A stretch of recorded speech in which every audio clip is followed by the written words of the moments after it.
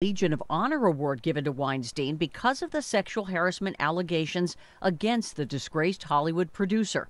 French actresses are among those who have accused Weinstein of sexual wrongdoing. This is CBS News. At our home, winter nights are complicated. Either I end up freezing, or I'm sweating. Hi, I'm Missy Tannen. And I'm Scott Tannen, founders of Boll & Branch, the world's most comfortable sheets. And now, we've created the world's first luxury flannel bedding, available for a limited time at bollandbranch.com. Try them risk-free for 30 nights. Go to bollandbranch.com today for $50 off your first set, plus free shipping with promo code SLEEP. Spelled B-O-L-L and branch.com. Promo code SLEEP. Are you looking for senior care for your mom or dad but don't know where to start? Hi, I'm Joan London with The Place for Mom. Nobody knows your parent or loved one better than you, and nobody knows senior living better than the experts at A Place for Mom. It's a free service, and we've helped thousands of families find the right place for their mom or dad. There's a place for answers, A Place for Mom. Call today. Call A Place for Mom at 1-800-379-1174. That's 1-800-379-1174.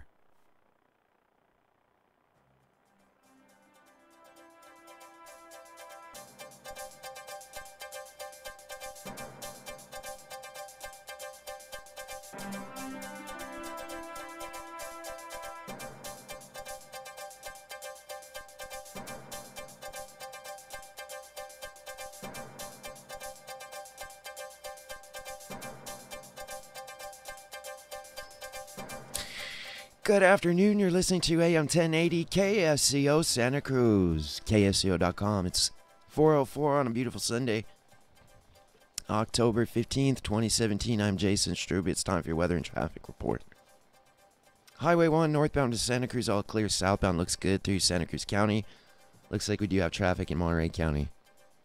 Northbound to Moss Landing till you get past the power plant. And also northbound through Monterey, we've got a crash there just past Fremont. 68 getting a bit heavy there just after you pass the airport towards Salinas. A mile or so of traffic there. 101 northbound backed up for miles to Gilroy and again to Morgan Hill. Tons of traffic right now on 17. Not sure what happened up there, but I mean, you're just slammed. Granite Creek Road is where you'll be down to a crawl, pretty much like that all the way to Los Gatos northbound. South 17 is clear, Highway 9 clear, 152, 129, 183, 218 all clear. 156 a bit heavy to Prunedale. And we've got a car fire reported Highway 17 at the restaurants. That won't be helping your parking lot status. Also, we got a report of a fire near Ryan Ranch in Monterey County. No further details right now, but there were flames spotted for sure. So there's that. Collision 101 northbound at Tennant resulted in no injuries, thankfully. And a collision 1 northbound at Casa Verde in Monterey County resulted in minor injuries. Traffic signals, we've got a problem with that. SoCal at 17th. Looks like they're all stuck on red over there for the whole intersection. And we've got a report of a fire, Blue Larkspur Lane at York Road in Monterey County. That'll wrap it up for your traffic. It's currently 70 degrees here in Santa Cruz outside the KSCO studio. I guess we're not going to be hitting those 80s today. Tomorrow calling for 84, overnight low 52 degrees. Still got a couple hours if you want to get your longevity health on. BTT, Healthy Start, Packed Pollen Burst, Ultimate Daily Classic, and much more here at 2300 Portola Drive. Sunday deals till 6 p.m. It's 4:07. As we roll on through the afternoon, it's time for the Veterans Take Charge Radio Show live right here on your favorite station, KSCO, with your hosts, Justin Baker and Dave Ramos.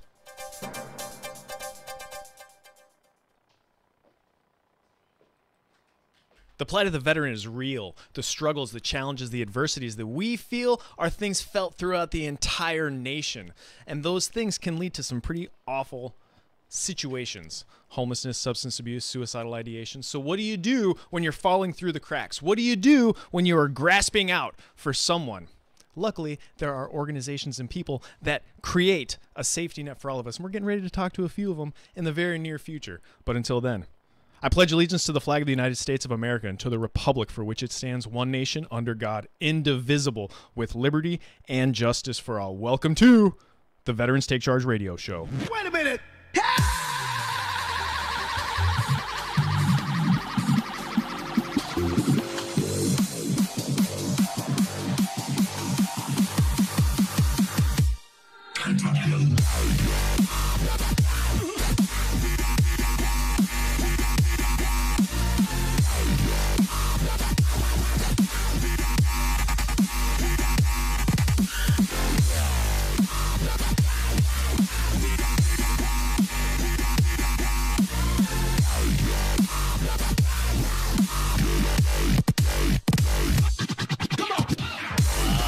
Welcome back to my favorite 2 hours of every week. This is the Veterans Take Charge radio show. My name is Dave Ramos, former Sergeant, 68 Whiskey Combat Medic, the United States Army. And on my right, my battle RTO, former U.S. Army Ranger Justin Baker. Welcome to today's show. Hey, before we get kicked off into today's show, let's do a real quick recap of last week's show, because last week's show was pretty rad. 3 Army Rangers, a medic, and an Air Force meteorologist. They all walked into a bar, or a radio studio. So we had Tony Veretta, Colonel Larry Brown, and also Norm Hoffman. Norm Hoffman was an Air Force meteorologist, and then he got out of the Air Force and was like KION's meteorologist for a whole handful of years. I never knew he was a vet. So it's always interesting to have a rad, media right? personality on the show with us, and we had no idea they were a veteran, and we've been watching them for 20 years. Give the weather. Norm was rad. He was totally a really rad. cool guy. And I mean, having Tony and having the Colonel in here, it's always a good thing. It's always a good thing. And we had him on specifically because we were talking about the 5th annual Honor Our Fallen Run, which is getting ready to take place next Saturday, October 21st, over at the Fort Dunes State Park. So if you guys want to be a part of this, first off, I highly recommend it. I'm planning on being there with my significant other and my little boy, who's not very little anymore. But anyway, if you guys are looking to join in that, go register at www.active.com, and just look up Honor Our Fallen. If you want some more information, contact 831-242-7266. That'll get you to personnel over at the Presidio of Monterey, and it's going to be awesome. Honor Our Fallen. That's what the whole run is about. That's what the whole thing is about, and it's going to be very impactful. You know, I have a couple of names that I want to run and honor, and that's what it's all about, man. That's definitely what it's all about. I think. Do we have any more announcements? So I was given some tickets by Operation Care and Comfort 2 or 3 weeks back, and I told them, hey, I'm gonna plug your guys' nonprofit for giving me the tickets to the Bellator fights. They gave me 4 tickets to Bellator, and I got to see a bunch of dudes beat the crap out of each other, and it was very therapeutic. I've got to say, so Operation Care and Comfort, if you guys need tickets to a sporting event, they told me that they had just given 400 Oakland A's tickets away. Oh, snap. I mean, they're if you're a veteran and you're in the Bay Area and you want to go to an event, hit up Operation Care and Comfort in San Jose there, or the San Jose area, and they may have tickets to any number of different events that you can take part in for free. Last week, we also talked to G. Michael Hopf. This guy's a Marine Corps veteran. He's also an author. He's got this series called The New World, and it's all about post-apocalyptic landscape of America in the event of like a super EMP. So that's some of the things we talked about. Imagine that, a super EMP just wiping out the grid, in air quotes. I think that's something that's quite possible, to be honest with you. And I think if our country was really looking out for the people, I believe that we would have very good defense in place to stop whatever damage an EMP can do. I would like to think so, but he wrote a book about how awful it could be. It was a fascinating story talking to him too. I really enjoyed the conversation, and we can definitely have him back. We should definitely have him back and get more in depth into the story that he was telling. It's fiction, but it could easily become nonfiction. It could actually happen. So talking about these types of issues before they actually cause problems might be a good way to prevent problems in the future. You'd think, right? You'd think. Anyway. Scope that stuff out and more. ZBSradio.com. Look up the Veterans Take Charge radio show. That's Zulu Bravo Sierra Radio.com. And look up the Veterans Take Charge radio show. That broadcast is on our archive, as well as every broadcast we've done is on our archive. Go to facebook.com/KSCO Vets.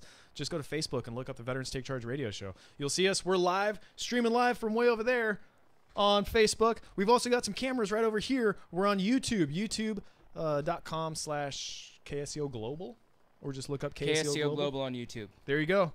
Check that out. You can also take part in the conversation during the show with all of our listeners that are on the Facebook Live feed. What is the Facebook Live feed at? Dave Ramos? KSCO Global. No, as you were. KSCO Vets. KSCO Vets on Facebook. Check that out. You guys can take part in the conversation. I will be a part of that conversation with you on the computer directly in front of me here. That's what my Battle RTO does. That's my bad. Hey, I'm done talking about last week. Let's talk about this week. Let's talk about right here, right now. Gentlemen. If you guys aren't streaming us live, you should be, because we got a whole bunch of badass warriors in studio with us. Mr. Brett Johnson, the CEO of Veteran Sportsman Alliance, and also Brian Christopher, a former medic who is the ambassador for the Veteran Sportsman Alliance. Gentlemen, thank you very much for being here. It's great to be here. Thank you. I'm going to give you guys high fives. Let's do that again. Much better. So now, also, before we jump in with you guys about the Veteran Sportsman Alliance and sharing everything that you guys are doing, I also want to introduce Mr. Greg Birch, because from the Flavors Show, Greg, you guys are doing some cross-collaboration with the Veteran Sportsman Alliance. Come on over here, man. I'll share my microphone with you. I like to share. Oh, and Mike, you too. And Mike Pappas from True Olive Connections with it. Mike and I have teamed up, and we are going to come together with a whole package of different spices and rubs and food products and many, many other things for Sportsman Alliance, Veteran Sportsman's Alliance, to help them with their fund campaign to make sure they keep doing the good work that they're doing now. That sounds awesome. It's going to be a great project. We've been working on it for about 6 months, getting the groundwork started, and it's all starting to come to fruition right now, which is very exciting for all of us. It's going to be great. We're going to put it into some regular retail stores, and also you'll be able to get it online. But this is going to go directly to fund the VSA projects, and they've got. You're going to be hearing about it. I'm a little nervous because I've never been on radio during this airtime. It's so much different. It's totally verklempt me. But VSA, fabulous product line, fabulous organization. You really got to look them up. Also, Flavors is going to start collaborating with Veterans Take Charge. Woo! Yes. Yeah, and we are going to make sure that we maximize our efforts for VSA and all the other things that we've got going on. So stay tuned. Some really great things are going on. Appreciate you having me on. Thank you. Thank you, guys. Thank you, Greg. Thank you, Mike. So I'm really hoping that in the near future, Veterans Take Charge is always looking for new streams of revenue to fund the show, to pay any streams of revenue? Any streams of revenue would be good. So we're all for maybe selling some spices, because veterans love to grill meat. We're carnivores. Veterans are carnivores, and we do prefer to eat it cooked and tasty. On occasion, veterans have been known to cannibalize and eat raw meat, but we try not to do that. We like it to be seasoned and spiced, and so hopefully we can market these products right alongside you guys and make some money and fund the show and buy some better equipment for this studio. That's what we're hoping for. And to fund the Veteran Sportsman Alliance, which you guys everybody who's listening right now is getting ready to hear where you guys came from, how you started, and what you're doing right now. From my exposure, from my understanding, you guys are doing some pretty darn amazing and fun things for veterans. We're trying. Platforms of rehabilitation, platforms Absolutely. of therapy, and that's So first and foremost, again, welcome to the show. It's great to be here. Thank you. Thank you very much. So Brett, oh man, there's so many things that I want to know. There's so many things that I want to know. But let's start from the beginning. The Veteran Sportsman Alliance started with you. I mean, really, it was your daughter's brainchild. It started as an idea from my daughter. But Absolutely. Where did the situation come from? As a civilian in 2010, I had an injury that was caused by negligent action from somebody else. Broke a vertebrae in my back, damaged my sciatic nerve, and for about 3 years, it was excruciating. Within those 3 years, did you have surgery or? I had misdiagnosis after misdiagnosis from the hospital. I did not have any problem getting opioids or a toxic cocktail of many other medications that they wanted to experiment with. So real quick, I want everybody to really, like, if you're not driving or operating heavy machinery, I want you all to close your eyes and realize something right quick.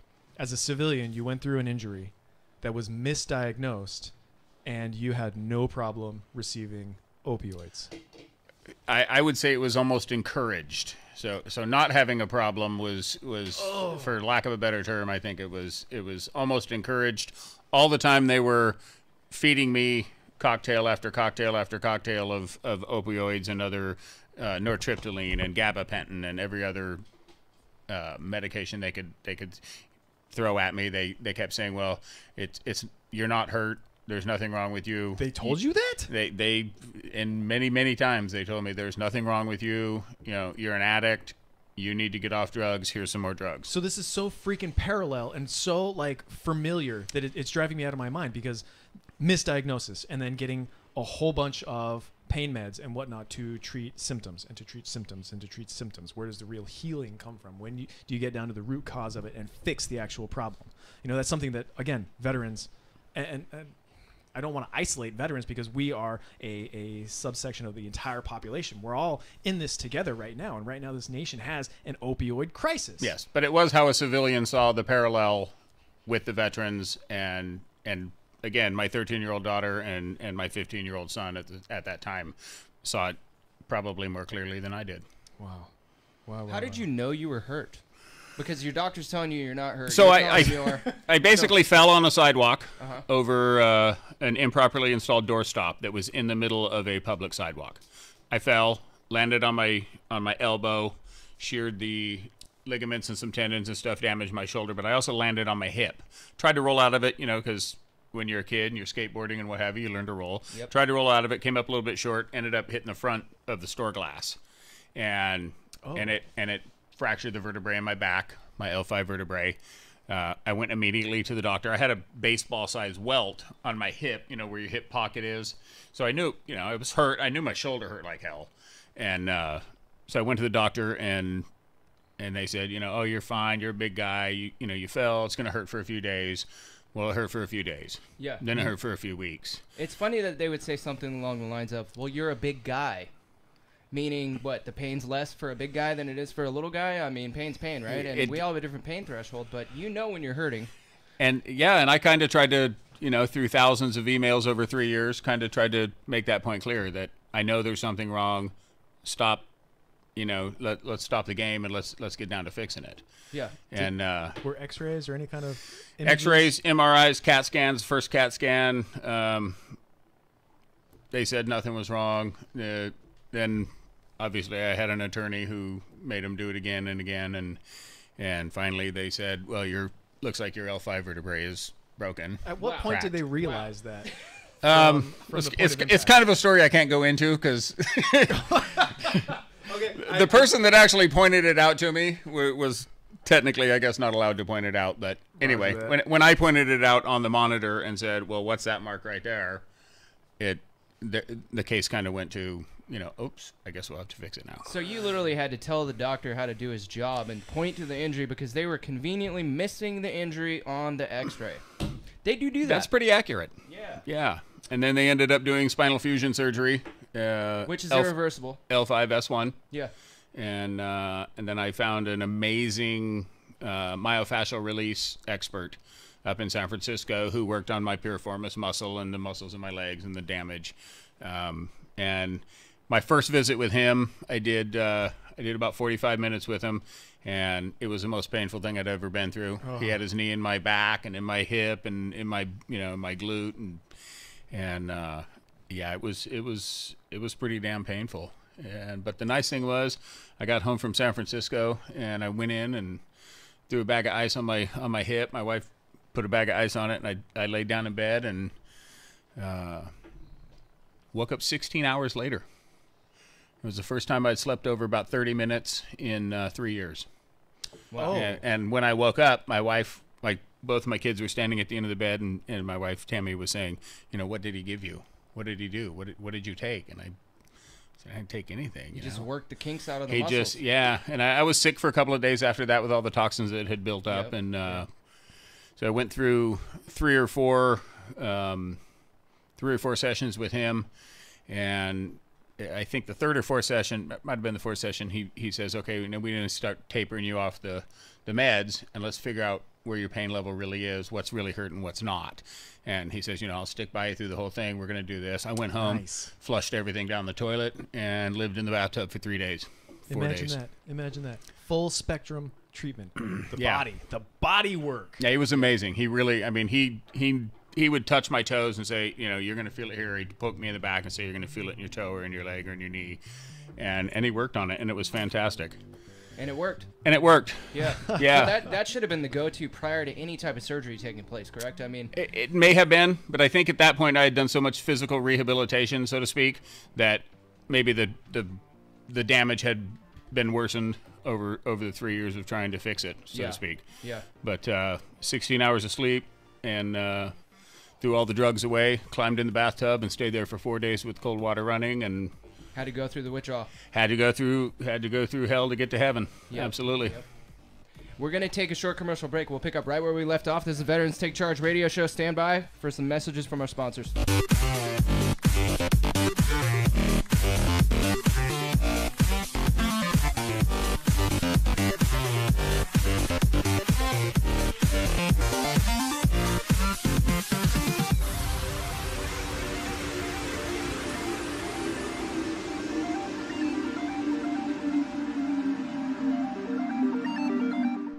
In these unprecedented trying times, KSCO finds itself in the less than comfortable position of having to field an increasing number of complaints from certain listeners who are offended by what they hear on our station. Rather than electing not to listen to the offending host, some people are demanding that said host be terminated from our program schedule, and that if we do not comply with this demand, we are threatened with organized, obsessive efforts to contact our advertisers to threaten them with boycotts of their businesses. Well, the old MZ would have reacted thusly to such people.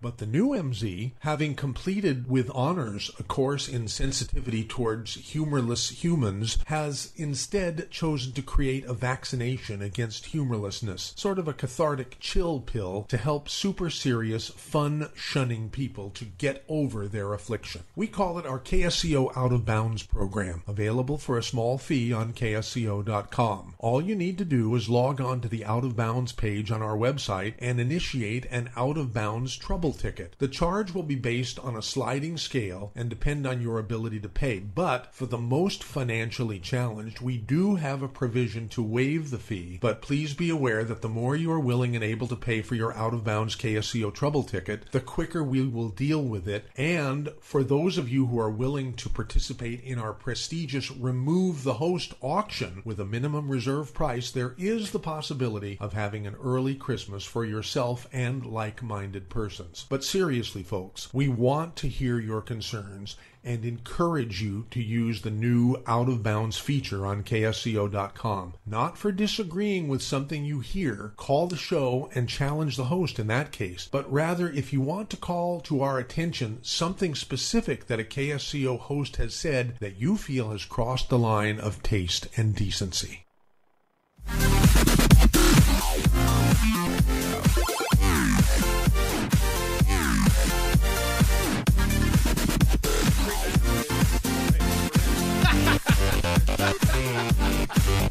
Freestyle, Dave. Locked and loaded. This is Veterans Take Charge radio show. Welcome back to the show. That's what's up, man. That's what's up. So we're in studio with Veteran Sportsman Alliance, and so Brett, let's keep going where we were at, because there's a lot of similarity and parallel with what you have gone through to the military, the military veteran who comes back who's been injured or has chronic pain or behavioral issues, post-traumatic stress, the whole nine and whatnot. Before any of this stuff happened, did you have any kind of military exposure, family, friends? Not necessarily. Well, a lot of friends in the military, a lot of respect for the military. I had talked to a recruiter when I was in high school about joining, but I had rheumatic fever and a heart murmur as a young child, and they basically said, with the potential for infection and what have you that it probably wasn't a good fit. Gotcha. So kind of bummed, but it is what it is. So I hear that. So now, the Veteran Sportsman Alliance came as your daughter had this idea. Can you go on with that? Yeah, so we've always been a pretty much an outdoor family, hunting and fishing and being outdoors. A lot of time with my son, obviously, before my daughter. And so they both kind of got the brunt of the injury where I couldn't go out and do what we wanted to do. And as I got better and the surgery had happened and it was time to start getting outdoors again and at least, trying to relive a little bit of, see how far we could take it. Find that familiarity. And I was laying in bed one day, and she walks in, and we had talked, as a family, we were talking about how to try to help somebody at Kaiser or somebody in the same situation, or, because, life happens. And, pay it forward. And she rolls in one day and says, if we're going to help somebody, we need to help the disabled vets. And she had seen a show on TV or a commercial where some organization had taken some disabled vet hunting or fishing or whatever it was, and she rolls in and says, Dad, that's what we need to do. And my first answer, honestly, was, yeah, that's probably not going to happen. I have a full-time day job. I don't mind helping somebody here locally right there that, if I want to drive 4 minutes to see him or 10 minutes is one thing, but trying to, do an organization where we're working with disabled vets, and I had no idea about, insurance or any of the stuff that would go along with it. And after essentially being off work for 3 years, I got to give a lot to my boss, who I went to work every day and I laid under my desk and cried, and he would come in at 8 o'clock and in the morning and say, okay, you've had enough, go home. Wow. What were you doing? I do industrial commercial construction as a project manager. So it greatly hampered my ability to do my job. Wow. Yeah, no doubt. But I have a boss who is a great Christian man, and he knew I was hurting and put up with it. Help you out. Helped me out a lot. And so it was kind of, again, at first I was just like, I didn't want to do it, Not that I didn't want to do it, I just didn't think logistically it was possible. I didn't think we could make this happen. When you're looking at a whole project like that, it's kind of intimidating. It's overwhelming. Yeah, absolutely. But when you start breaking it down little bit by little bit. Yeah, and so we agreed to do one guy one time, and I sent out 50 or 60 or 80 or 100 emails to different organizations saying, hey, here's our story. I was hurt. I spent 3 years basically crippled, kind of, and we'd like to take a veteran on a hunting adventure and take him turkey hunting or pig hunting or something, and I got one answer. Really? I got one answer from one organization out of Texas, and they said, hey, we'll send a Marine out. Nice. And they sent me a little bio of him. First Sergeant Ryan Layton, injured in a helicopter accident, inserting a tier 1 team up in the mountains, and browned out, and tail rudder hit a tree or something, and they rolled down the hill, and he broke his back and suffered many injuries, and got a lot of the same treatment I got. Here's a lot of drugs. Here's a lot of bad advice, kind of thing, and well, it seems like that's kind of the best veteran to have your initial experience with. It didn't seem that way on the way. We picked him up at the airport. We had the Patriot Guard riders and awesome. and the American Legion riders, and everybody meet us at the airport. The flag line, the fire trucks, the San Jose PD, and everybody escort him. That's awesome. Yeah, and you know what? It's fan. These guys are all great. Everybody stepped in and helped out a lot, and so he was shocked when he got to the airport and saw everybody in the flag line and what have you, and then the ride from the airport to Hollister was kind of cold. He didn't really want to be here in the beginning.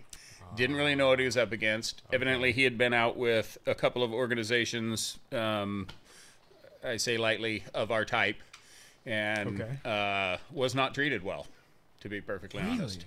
And so he had no expectation of having any fun. I hear that. Oh, man, that's kind of a shame. So then Cheyenne was there, and at 13 years old, she can hang with anybody. She could hang with anybody at that time and still can. And she put on her wit and her charm and charmed a smile onto his face. And and I can honestly say that we are still Ryan's family and our family is as close as it gets. Nice. You would not know we were not related. And she flies out to see him. She flew out to Texas to see him, and Hawaii when he was still in the military, and, No kidding. and take care of his kids while mom went to have a new baby and he was off on maneuvers and what have you. So he's in Florida now and doing well, and we're still, we're like fingers on a hand, we're that close. That's what's up. That's what's up. So now this was the first veteran. That was the first veteran. With that experience, was this one of the experiences where like the light bulb clicked and was like, immediately, whoa, let's do this? Immediately. About 2 days into it, we realized, this is your new calling. This was it. No kidding. Yeah. No kidding. So from that point on, from having that first veteran, what did it take and how long did it take to get the next one and the next one and the next one and then established into the Veteran Sportsman Alliance? Just relatively short amount of time, maybe 3 or 4 months till we took the next one, I think. Nice. It everything kind of came together quickly. We filed for our 501c3. We were told, it'll take a year and a half or something to get. At that time, there was a lot of scandal going on with people trying to get their, there was a lot of IRS kind of stuff, what have you. But we were told it'd take a year and a half or so, or maybe 2 or 3, and it flew through in about 4 months. Nice. And so somebody was looking out for us. When you have a mission, when you're on a mission, and that mission is so prevalent and so in your face, like things roll. It did. Everything fell together, and in no time we had planned our second event.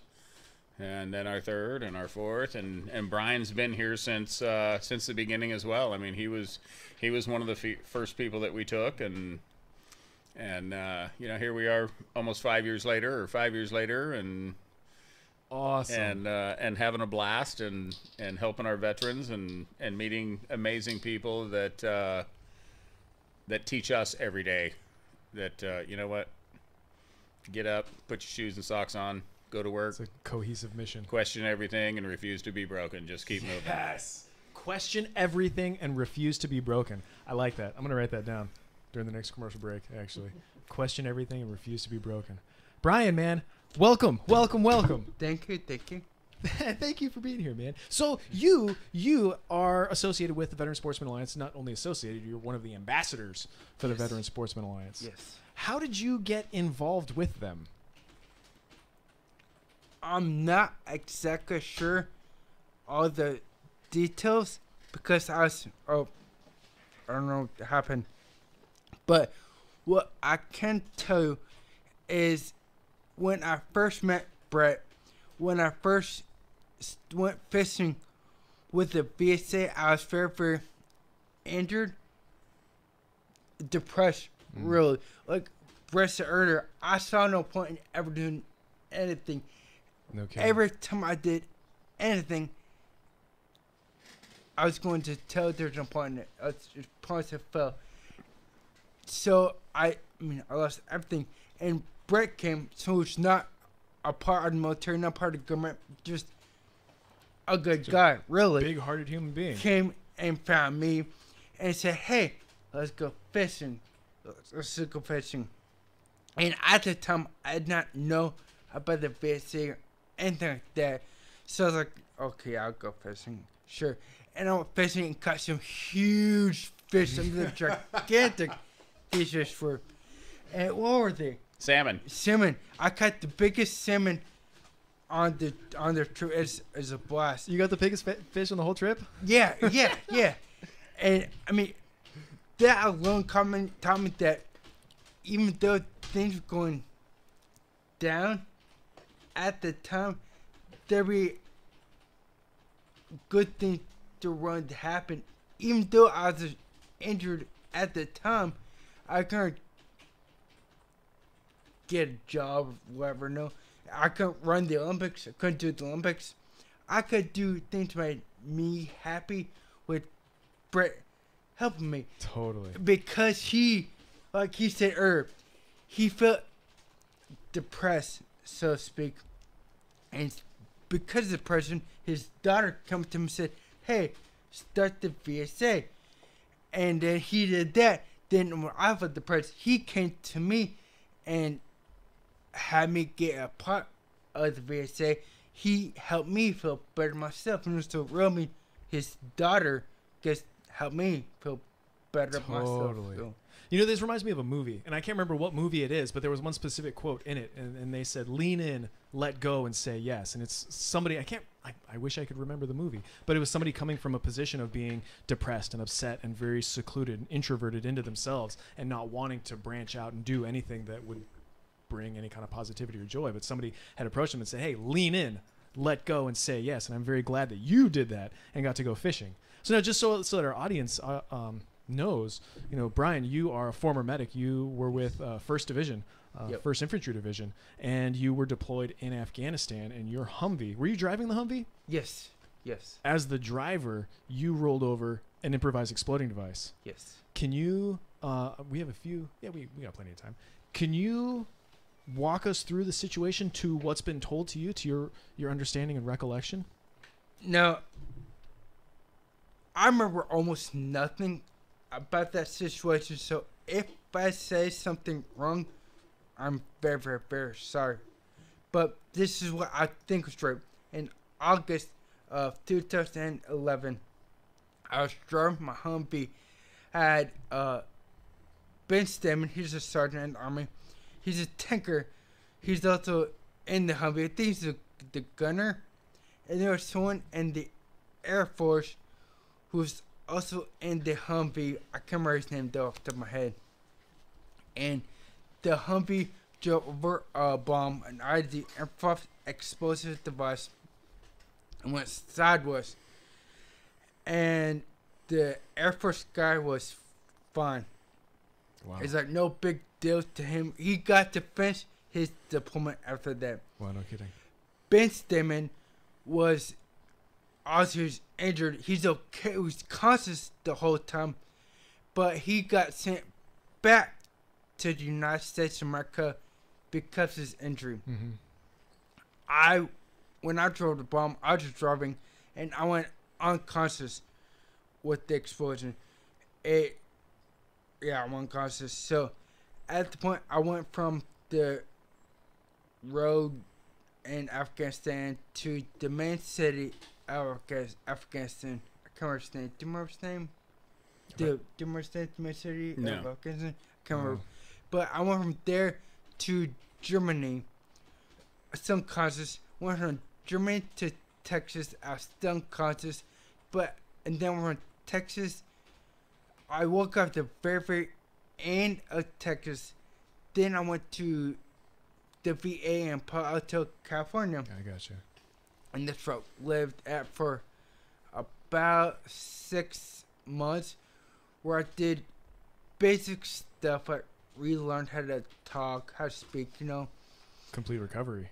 Yep. Rehabilitation. All that stuff. And at that time, I done Mountain View. I was in Mountain View when I got off of the VA hospital. I moved to Mountain View. And I was there for about 1 year. And at that point in time, I could not walk it. I mean, I couldn't drive. I couldn't read. I couldn't do anything. So all I could do was watch TV and be depressed, but put myself down. Man. And what you can't see on the radio is Brian's a double amputee. That's something. That's what I was gonna get at.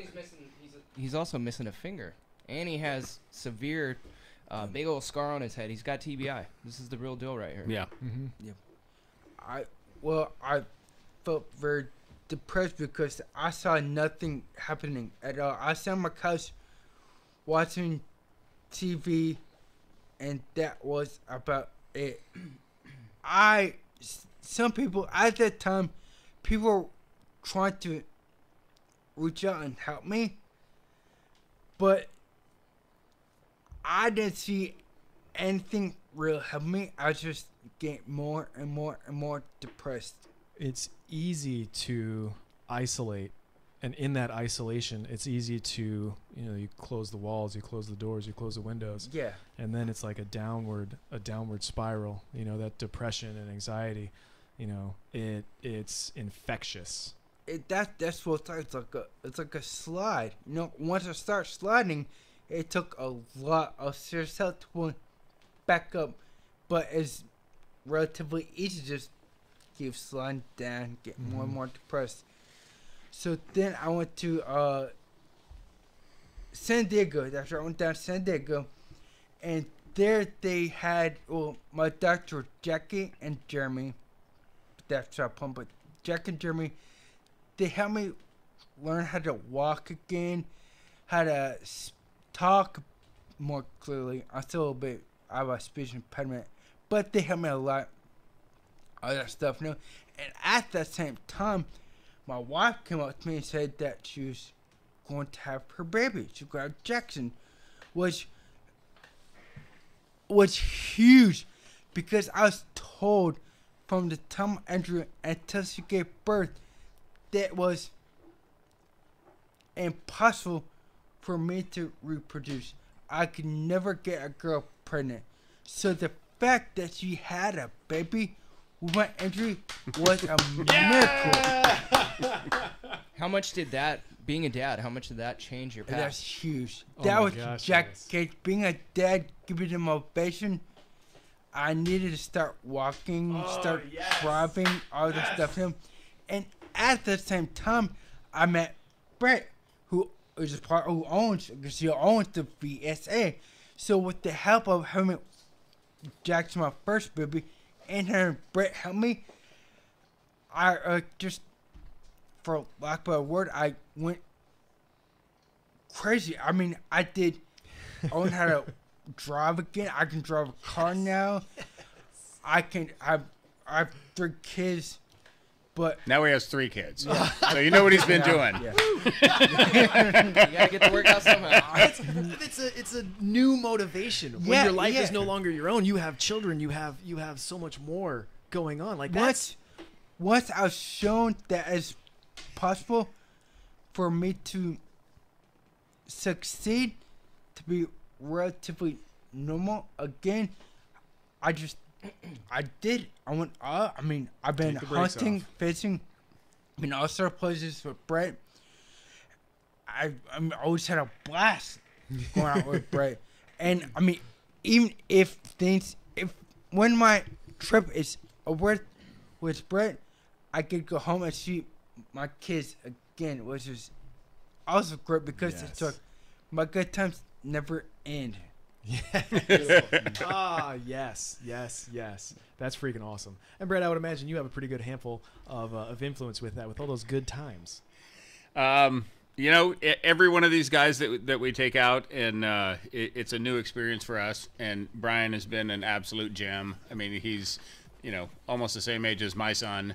He lives close, so there's a lot of interaction with Brian, obviously, and because, essentially he's right next door, so to speak. That's awesome. But,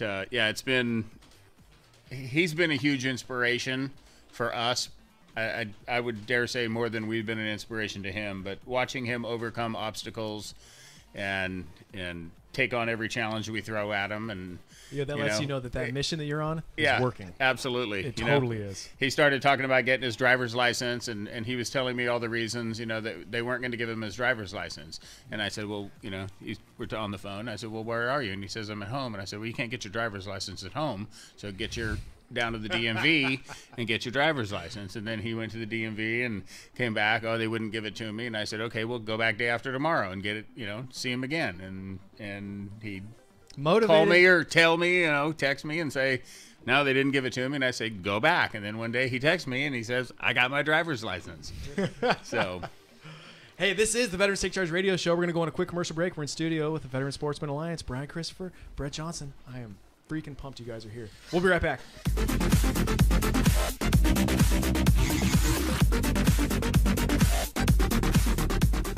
Hi, I'm Rebecca Costa, host of The Costa Report, and I want to thank listeners for helping to drive my new book, On the Verge, to the top of Amazon's new releases. This book kicked up a lot of controversy about how much we know about the future. Every day our knowledge about the future grows more and more certain, which is why I'm certain you'll find On the Verge entertaining and informative. So if you haven't grabbed a copy yet, there's still time. On the Verge, available at bookstores everywhere.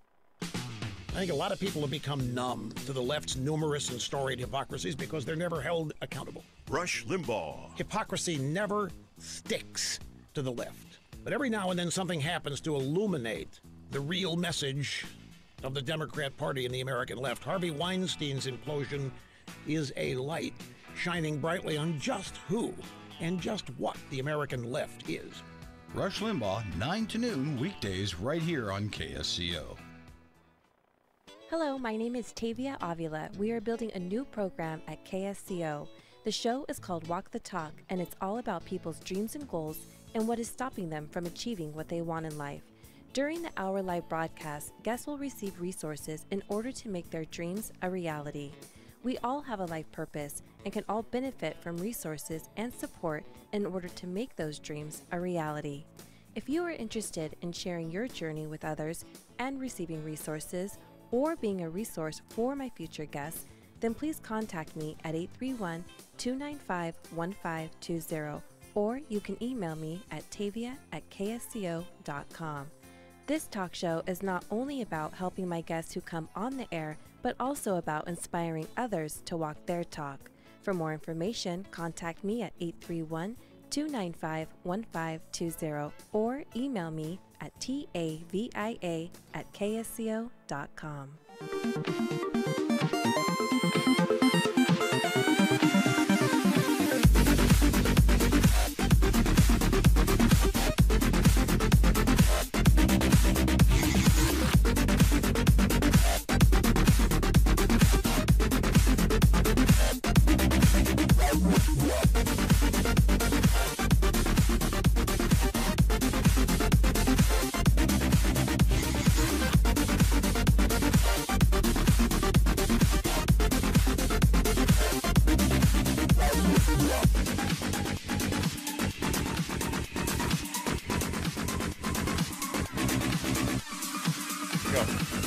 And we got some special in-studio guests here at the Veterans Take Charge radio show. Most notably, Scrap Iron. What's happening, Scrap Iron? Can we get some footage of him? Yeah, if you guys are not streaming us live, you have no idea who Scrap Iron is, which is unfortunate for you. Welcome back to Veterans Take Charge.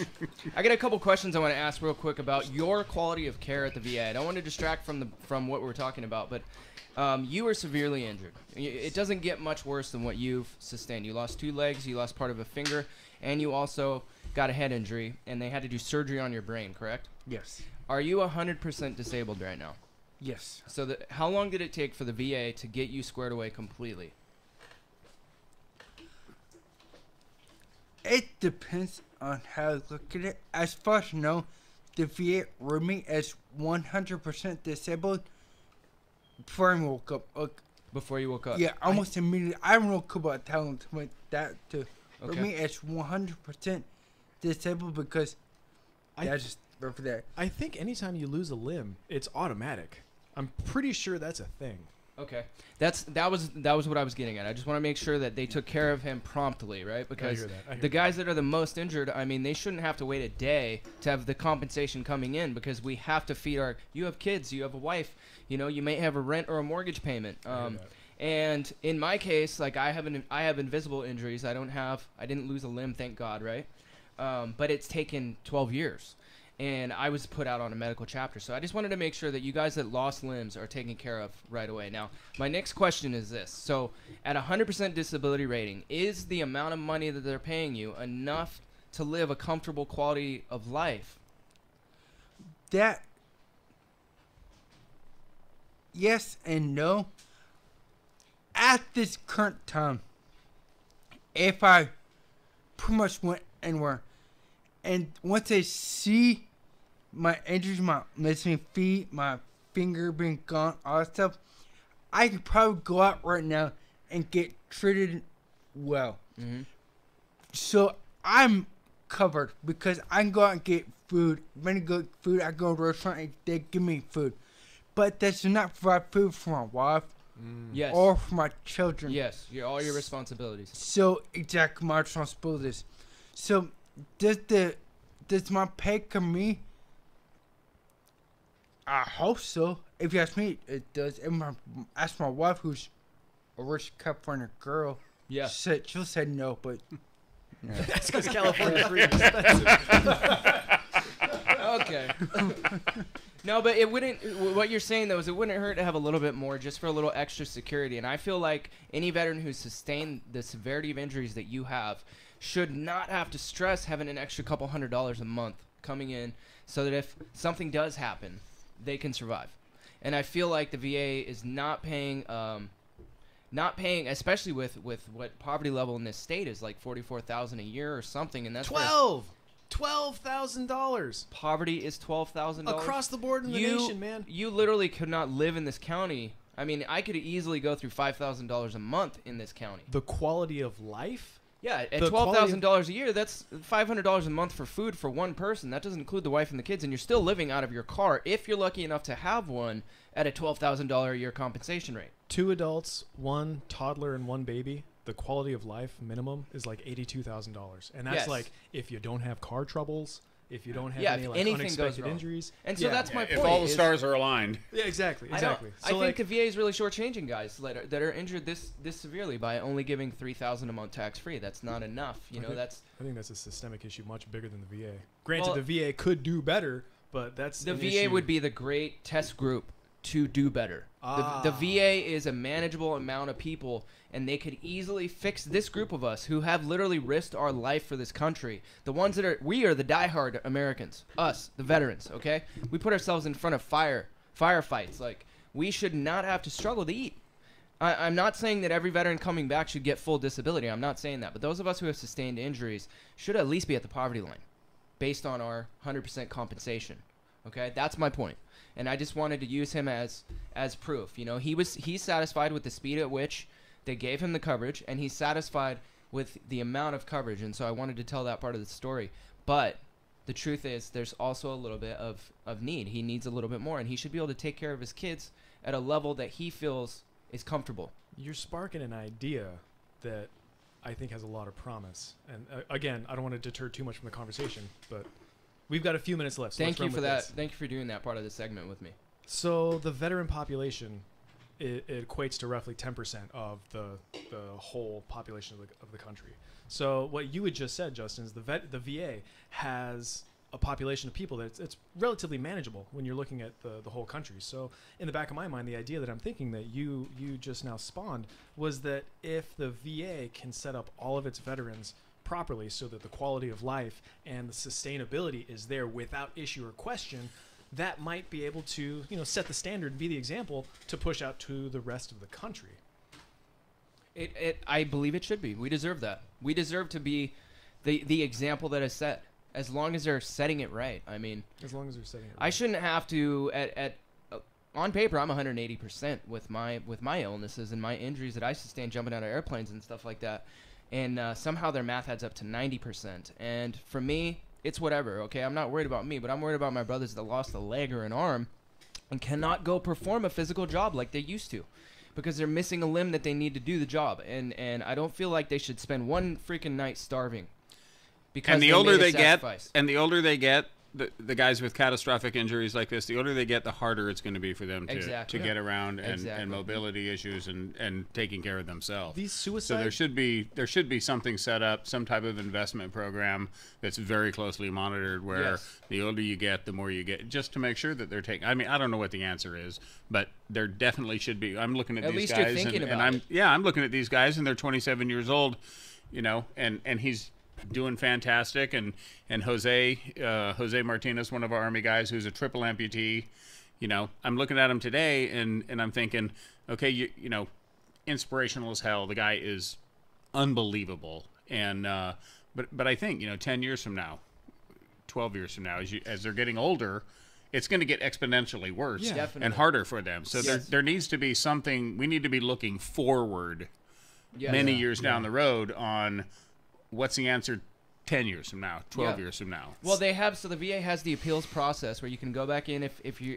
once the severity increases, you can go back in and get an appeal and step your rating up, right? But that takes a year. That takes, on average a year to 2 years in California because we have the largest veteran population in America in this state.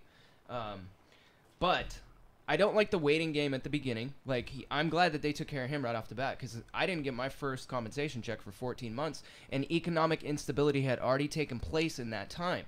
You know, I had to come out and I had to get a job right away just so I wasn't living in my truck. And I was sick, and they weren't giving any type of solution. What they were doing was like, well, we'll get to you. And in that time, some vets have committed suicide. Some vets have died from alcoholism illness, and drugs, car accidents alcohol. and drugs and absolutely. So they need to speed that up. And I just wanted to ask you that question. How fast did you get compensated? Because I believe that they can do it overnight when they want to, but they choose not to a lot. And that cost us. That cost the veterans. It costs many of us our lives. We have to be forward thinking with this. We have to be. And yeah. I'm glad that we are. I'm glad that we are here in this room, but I think across the board, politicians, VA, the head shed, all at the top need to be forward thinking.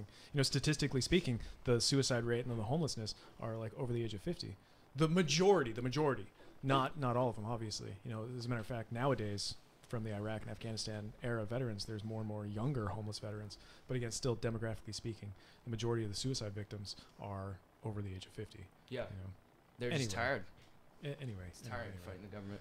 But you know what? That's why we have organizations like the Veteran Sportsman Alliance. Because when somebody is feeling down and depressed and dealing with adversity, you know, you guys take people and go on adventures and have fun stuff going on. That's what we're trying to do. And you guys are working with flavors and making rubs and doing cool stuff like that. That's definitely outside the box. I like it. You know what? We're getting ready to go to our top of the hour break. When we come back, we'll talk about what you guys do outside of the box. You know, your first trip was a fishing trip. And I want to know about that. I want to know when some things are coming up. I want to know what you guys have been doing, because I need an adventure. Yeah, we got a great medic. We got a great medic that's going to call in here shortly, and we'll get him on. CJ Porter, who is a Special Forces medic, and we had a Ranger broadcast last week. This week it's a medic broadcast. Because Brian, you were a medic. Hey, how long were you on deployment before your injury occurred? Not much. 8 months. 8 months, yeah. 8 months? Yeah. So I would imagine that within those 8 months, you saw some stuff that needed your medical expertise, especially being part of the Big Red One. Well, hold that thought. I'm sorry. I'm sorry to lead you into that and then tell you, hold that thought. But we're going to go to a commercial break. Hey, this is the Veterans Take Charge Radio Show. We're in studio, the Veteran Sportsman Alliance, Brett Johnson and Brian Christopher, and we're going to listen to our sponsors and some news for like 5 minutes or so. Hang on, CJ. We're coming at you. Oh, yeah. That radio is right there. Stick around. Veterans Take Charge Radio Show. We'll be right back.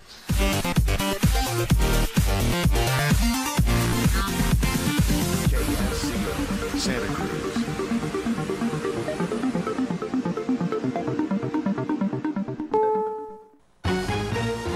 CBS News, I'm Pam Coulter. The Oakland Raiders plan to donate $1 million to help relief and recovery efforts in California's fire-devastated wine country. The team trains in Napa, that's been hard hit by the wildfires.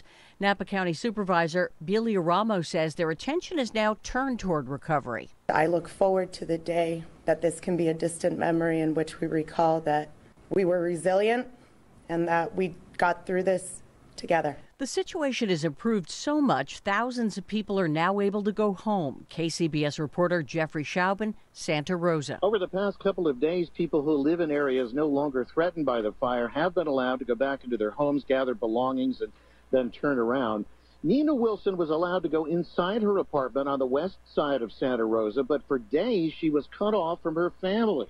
When did you come here? Last Monday, October the 9th. So a whole week your son didn't know where you were? No, and the reason for that, because I have a cell, and he kept trying to call me, and the cell weren't working, the cell phones. He must have been terrified. Yes, he was.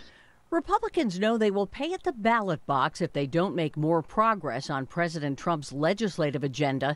Face the Nation host John Dickerson asked South Carolina Senator Lindsey Graham about it. The president's put a lot on Congress's plate. There's the question of the Dreamers. There's now this health care. There's Iran. You've got to get a budget passed in order to set up tax reform. Are you going to get tax reform done? Yeah, if we don't, we're dead.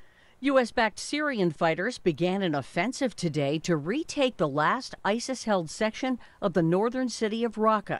CBS's Holly Williams is in Syria and has more. Local leaders say that 275 ISIS fighters were evacuated from the city today in buses, along with roughly 400 civilians. On Friday and Saturday, another 100 ISIS fighters also surrendered, according to U.S.-backed forces, taking around 500 civilians with them. Now, that is probably an indication of just how desperate those ISIS gunmen have become. President Trump has publicly suggested Secretary of State Rex Tillerson shouldn't waste his time trying to negotiate with North Korea over its nuclear ambitions. But Tillerson told Face the Nation the president supports its efforts to bring Pyongyang to the bargaining table. I know the appearance of it certainly looks like there's sometimes disunity. It requires a lot of work on all of our part to coordinate these efforts so that we are clearly driving towards the objective, which is a denuclearized North Korea. San Francisco 49er turned free agent Colin Kaepernick is filing a grievance under the NFL's collective bargaining agreement, charging owners with collusion. He hasn't been picked up by a team amid controversy over his kneeling during the national anthem to protest social injustice. This is CBS News. At our home, winter nights are complicated. Either I end up freezing, or I'm sweating. Hi, I'm Missy Tannen. And I'm Scott Tannen, founders of Boll & Branch, the world's most comfortable sheets. And now, we've created the world's first luxury flannel bedding, available for a limited time at bollandbranch.com. Try them risk-free for 30 nights. Go to bollandbranch.com today for $50 off your first set, plus free shipping with promo code SLEEP. Spelled B-O-L-L and branch.com. Promo code SLEEP. War, poverty, and disaster have left millions of children around the world orphaned, abandoned, alone. When their parents can't be there, SOS Children's Villages is there. SOS Children's Villages is the world's largest nonprofit for orphan and abandoned children. In 134 countries, including the U.S., they provide vulnerable children with a loving and stable family, medical care, and an education. Children in crisis are counting on you. To make a difference in the life of a child, go to sos-usa.org.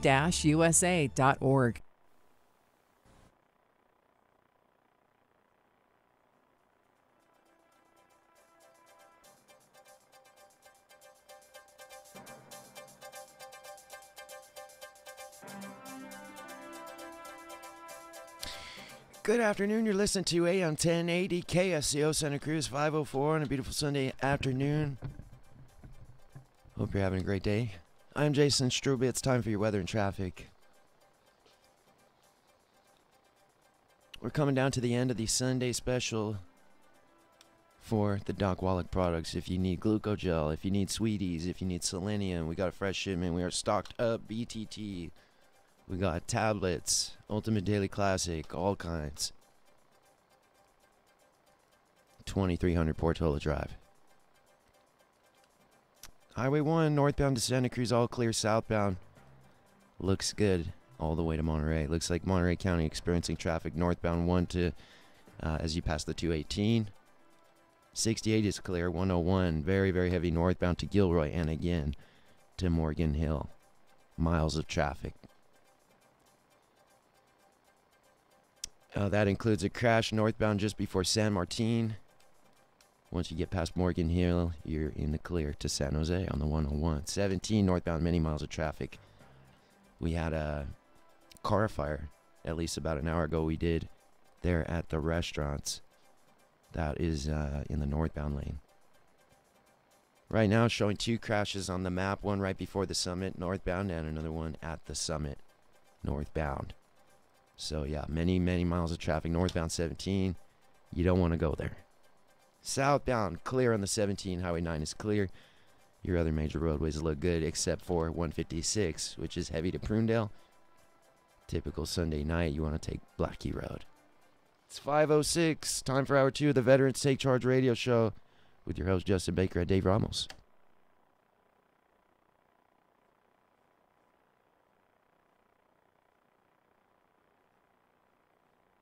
You're listening to KSCO, serving Aromas, the Carmel Highlands, and Paraiso Springs.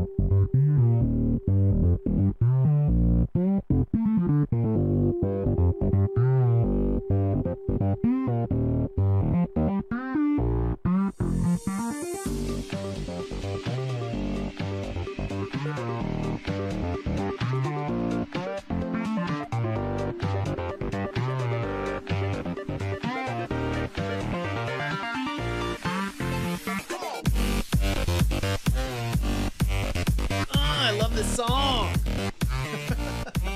We can tell every time we come back from break. Big old loud grunt. Welcome back to the Veterans Take Charge Radio Show. I'm going to hunt the good stuff right quick. The 21st of October, this coming Saturday, is the 5th annual Honor the Fallen Run. If you missed last week's broadcast, do some push-ups, find the archive, and go listen to it. Because we had Tony Veretta, Colonel Brown, and Norm Hoffman in studio to talk about exactly this.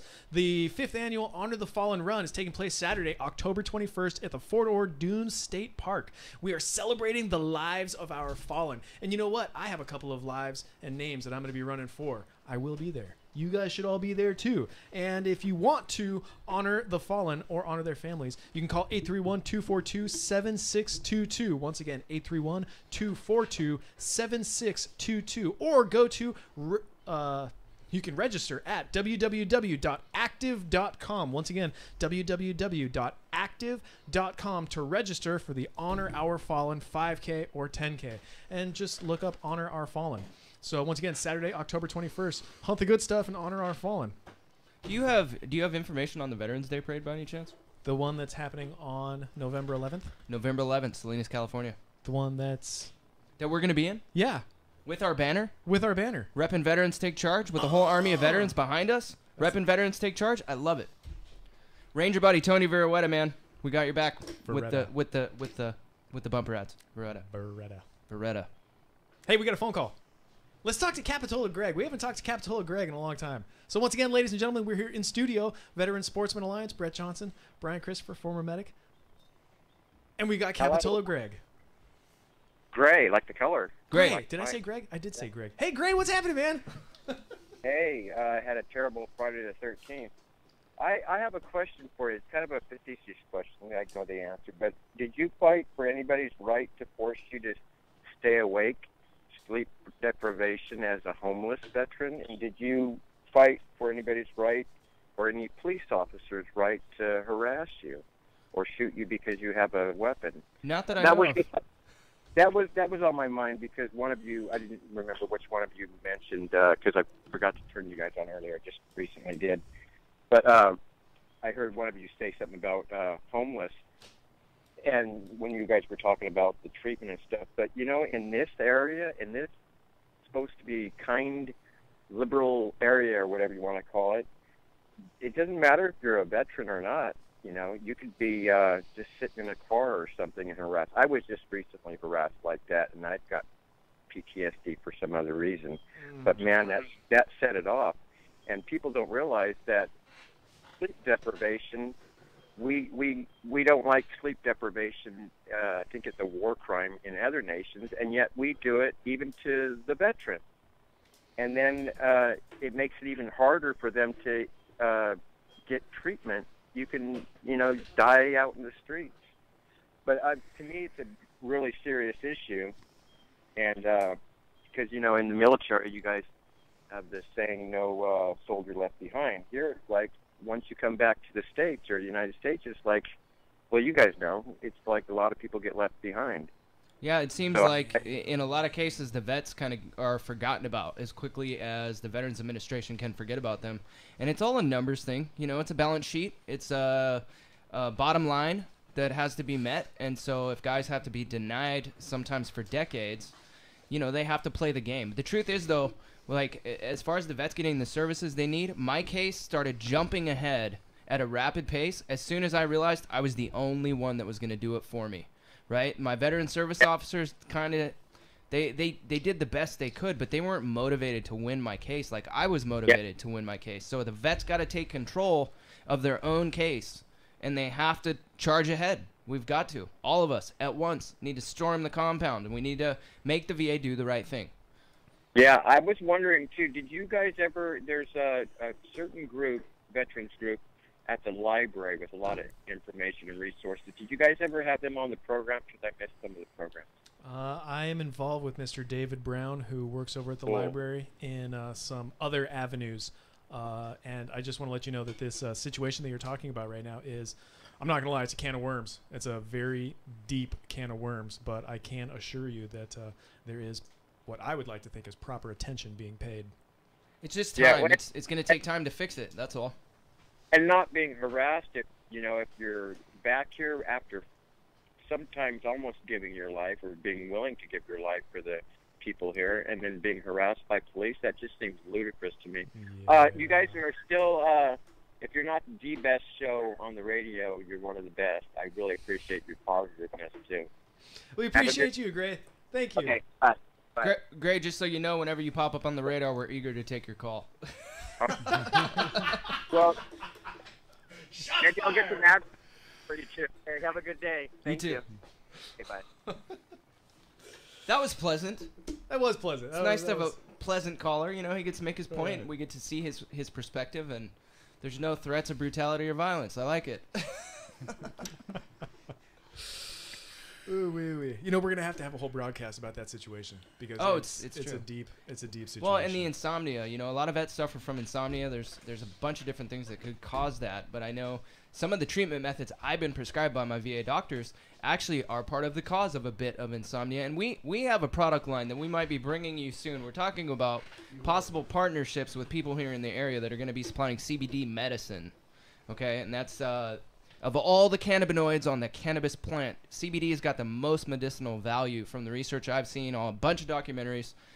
So we're into CBD products, and we're looking things up as we speak, and companies that we want to do business with and help market product lines to the veterans. So, and this product is beautiful because it's legal in all 50 states. There's no THC in it, so it won't get you high if that's what you're after. You might want to skip out on this one and go get some herb or something, But this product has anti-inflammatory effects. All CBDs have anti-inflammatory effects, and that's really one of the first steps in healing, which is why I endorse CBD-type products. Speaking of organizations, the Veteran Sportsman Alliance. So, adventures, events, things that you guys do. It started off with... Well, the first thing you guys did was fishing? The first thing we did was an event called Buck and Boar. Buck and Boar, and we took First Sergeant Ryan Layton. We took him out to Hollister, and we went after a California blacktail buck and a big giant wild boar. Yes. And that's kind of if you see our logo. I don't know if you can see it, but if you see the top of it, it looks like a horn. That's the buck, and that's the boar. That is awesome. That's a pretty badass logo. You guys have the coolest logo ever. Well, all the credit for that logo pretty much goes to a fellow named Ted, who has done a lot of work for us in the past and made custom knives, and Ted Simpson at Dark Soul Design. And he makes custom knives. He came up with the logo for us, and he's a wonderful man. That's awesome. I'm glad you plugged him on the show. We need a logo designer. We might need to be introduced to him. Yes, very much so. So now, when it comes to putting together an event, do you guys have we always like to go to this place and we always like to do this activity? Or are you guys open to new different types of... We are always open to new adventures.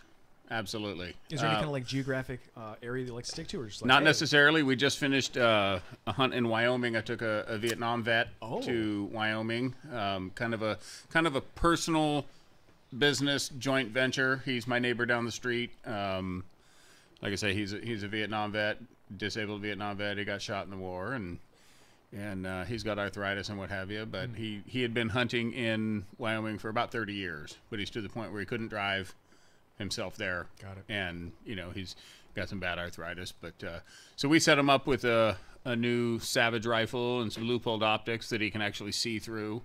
And he went back there and scored everything he was after, and we had a blast. And the whole adventure took about 9 days, and so it was a good thing. So you guys have a lot of fun, and you guys have some pretty cool toys, and you guys get to do a lot of really rad things. But now I want to know, when it comes to improving your quality of life, improving your state of being, how impactful has your mission been with veterans? I would leave that. I would like to, I'll give my opinion. I think we've done an incredible job. But the proof lies in guys like Brian, guys like Jose Martinez, guys like Jordan in Arizona. The vets tell the story. I would never profess to, toot my own horn. We do what we can. We do it from the heart. We don't look at it as a corporate adventure. I will tell you one quick story. I was just in Arizona performing a wedding for some friends of ours who own a ranch that do a lot of volunteer work for our vets. And I was with Jordan Maynard, who's a double amputee, came out duck hunting with Brian last year here, and he was telling a story about another organization that he went out with, and they got him to the event, and they mic'd him up, and they had cameras in his face the whole time, and he was there for several days or a week, whatever it was. And several months later, we were doing a Fish and Game Expo in Arizona, and their booth was right across from our booth. And Jordan was there all day. And the CEO of the other organization was there. All the people that were on the hunt were there, and not one person recognized Jordan. What? Not one person recognized Jordan. What? The CEO of that company, I won't say who it was, but the CEO of the organization that touted him and hugged him and took pictures with him came over and talked to our people. And Jordan was right there in plain sight the whole time, and that guy didn't even recognize him. It's all for those damn Instagram likes, wasn't it? Yep. Yep. Publicity. It's and that's okay. That's okay with us. Roger because that. all of our guys know if they call me, I answer the phone. If they show up at my door, they know where the key's at. Nice. Nobody gets locked out. Jose Martinez calls me 2 weeks ago out of the blue and says, "Hey, what are you doing?" And I'm at work, at my day job. "What are you doing?" I said, "Oh, working, doing contracts and this, that." And he says, I said, "Well, where are you? What's the matter?" He goes, "Oh, I'm kind of bummed out." I said, "What are you bummed out about?" He goes, "Well, you're not home." And I go, "What are you talking about?" He goes, "Well, I'm in front of your house and you're not home." And he lives down near Apple Valley, Victorville area, right? And I'm laughing, right? I'm laughing at him on the phone. I'm saying, "What do you mean you're at my house?" And he goes, "Yeah." He goes, "Did you know that the one's missing from your address plate thing?" Right? And now I get goose pimples, right? Like I got right now. I get goose pimples. I go, "You are in front of my house." And he goes, "Yeah." He goes, "We just thought we'd, surprise you and stop by." And that's the essence of what we want. We are the VSA family. See, that's the point I was going to make. Is that you bring veterans in, and it's not just you're a part of the event. No, You're because we the don't do alliance. one and done. We don't do come in, take your picture, see you later. Brian, like I say, Brian's been on 4 or 5 or 6 or 8 or 10 events. Jose's been on 8 or 10. Once you're in, your family. We're here for the long haul. Nice. Right? And then he invites somebody. Right? The student becomes the teacher. All the things that he couldn't do that he's now done. Now he brings somebody in, and he's the teacher. When we come back, we're going to go to a break real quick. When we come back, Brian, I want to hear what the VSA has done for you, for where you were when you found them to where you are now. Okay. This is the Veterans Take Charge Radio Show. We'll be right back.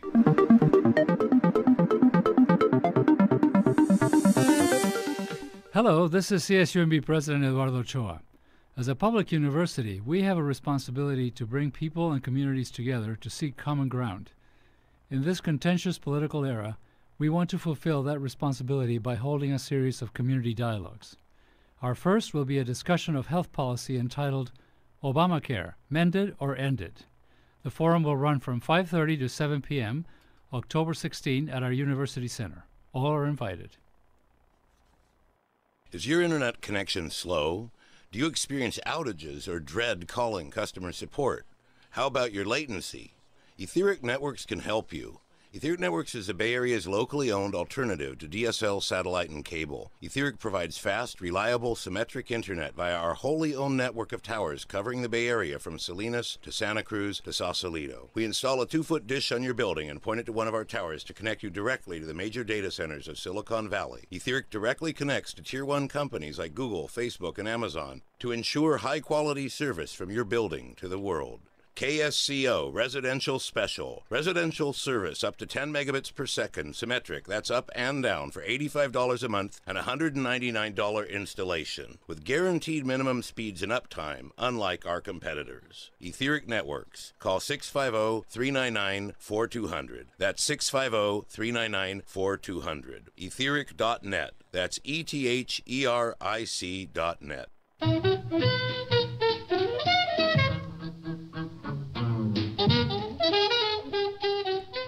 I'm Gary Shapiro, and I invite you to join me Mondays at 7 for From the Bookshelf. Each week, I talk to authors, actors, musicians, graphic novelists, and artists about their work. It's always interesting, and you can hear it right here on KSCO, Santa Cruz, Salinas, Monterey. From the Bookshelf, Mondays.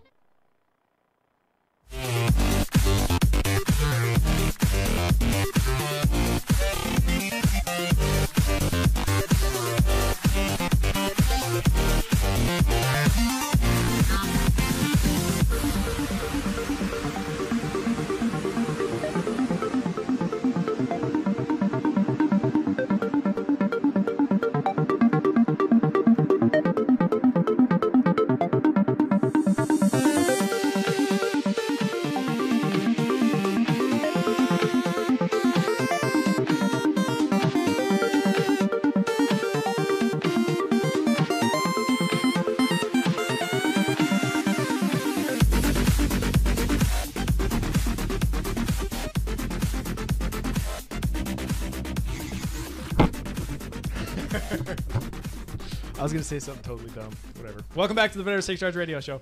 Hey, so Brian, the Veteran Sportsman Alliance, they found you after you had already been injured, and you were saying that you were depressed, you know? Yes. Feeling, I mean, it's something that I think a lot of us can relate to, is that lack of hope, that hopelessness where everything seems to be kind of tunneling down around, you know what I'm saying? Yes. So can you tell us what the Veteran Sportsman Alliance has done for you, how it's affected you? Well, the only real way I think of put it was the VSA gave me hope.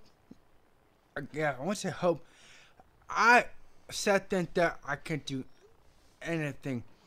And then, well, for example, I thought I could never go hunting. But Brett came out with the VSA doing fishing. And I was like, well, I mean, yeah, that's pretty easy. You just throw you just cast a line. Yeah, that's super simple. He says easy until he had a 45 or 50-pound salmon on the other end. And then it wasn't really so easy, but he did a great job. Simple, easy. That's a hell of a fight. I've been fishing before as a kid, and I thought it was a big deal because it's a 5-pound fish, you know? I was like, yeah, 5 pounds of meat.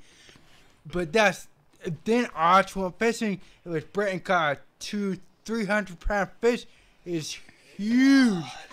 It took 2-3 people to be trying to roll it in, and all these people helped me out. Huge fish. This was a salmon? No, actually, we did a trip with Chad Mendes and some UFC fighters. We took 15 vets down to San Diego and went chasing bluefin tuna for 4 days. Yeah, so Brian was on that trip, and Jose and Jordan and some good eats, and just a whole bunch of great guys. It was we didn't get into the fish as much as we hoped to. The weather didn't cooperate, but it was a huge challenge, and every one of them overcame it with flying colors. So either way, it was a huge success. And watching these guys get around on a boat that's rocking and it's raining and the wind's blowing 25-30 miles an hour in your face, and it was a hell of an adventure. Realizing that adversity that you're able to overcome is huge. That's awesome. How many adventures have you been on with VSA? Oh, do you know, Brett? I'll say probably 7 or 8. Yeah. No kidding. Yeah. I mean, fishing it's hard, but it's fun. And then I went actual hunting for everything. Well, not everything, but deer, ducks, turkey, door, everything. And I remember one time we were hunting something, and we came to a hill that's like impossible for me to walk down with prosthetic feet, you know? Okay. So Brett carried me down the hill, put me on his back and carried me. No one is left behind. Yeah, exactly. No one's left behind. He needs to go on a diet. So, do you have equipment that's tailored for you? Yes, I do have equipment tailored to me, yeah. No kidding. Yes. I have equipment tailored to me. And for the most part, California is a very, very, very nice state. So it's for disabled people. But when I go into the wild, into woods, and the mud, the dirt, the grass, everything is wild, kind of it's not tailored for injured people. So I mean, we've got some great help. We had the Stevens family came up and approached us and asked us what we needed, and they were going to buy a track chair. They said, they'd seen it on TV, and I told them, I said, it's a great thing, but it's not really useful for the way that we do things, because we cover a lot of ground. I got you. And often there's, it takes 2 or 3 people to either help Brian to get, or whoever, to get to a specific location. So the Stevens family in San Jose, they went out and bought us a 6-passenger Polaris Ranger. Oh. And I mean, he said, "What can you use?" And I said, "We could use that." And the next day there was a check in my mailbox, and we cannot thank the Stevens family enough. Thank you, obviously. Stevens family. And that will be, that's something we will have for 10, 15, 20 years. I mean, we take immaculate care of it, and then we've got a buggy being built, an '85 Toyota that the fellow that owns Bart Manufacturing, he does things for SpaceX and Loral and Tesla, and he's a machine, he owns a manufacturing company, and he took a '85 Toyota pickup and basically cut it apart, and he's built it to our spec with 3 rows of seats. Yeah, and a 4,000 watt inverter so we can plug stuff in, all the lights we can imagine, rough country. We've had a lot of people send us stuff, but he's done all the manufacturing at no cost, so we can take these guys out anywhere in the desert and light it up at night,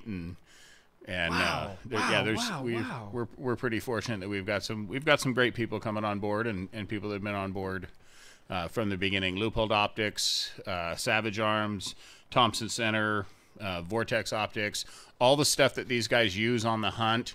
I won't say 100% of them, because some of them in one situation or other can't have firearms in their house for whatever reason. Roger. But everything that they use, the binoculars, the scopes, the rangefinders, the weapons, everything, at the end of that hunt, it's theirs to keep. Wow, that's awesome. So the next time they get an opportunity to go hunting, they don't have to turn it down because they don't have the tools that they need. And I definitely want to come play. Yeah. Jose Martinez, our triple amputee, we had purchased a rifle, and we're thinking, okay, well, we'll set him up, and then we're thinking, well, he's only got his left arm. So we called Smith & Wesson and kind of worked out a deal. We got him a Smith & Wesson 460 revolver that he hunts with, and it's got a loopholed scope on it, long eye relief, so he can lay down. And yeah, it's got a 14-inch barrel, and it's awesome. So he uses that when he hunts, and it's pretty spectacular. Nice. So Brian, what's your favorite adventure that you've been on with him? Has it always been hunting, or fishing, or something like that? What was the best experience you've had? Well,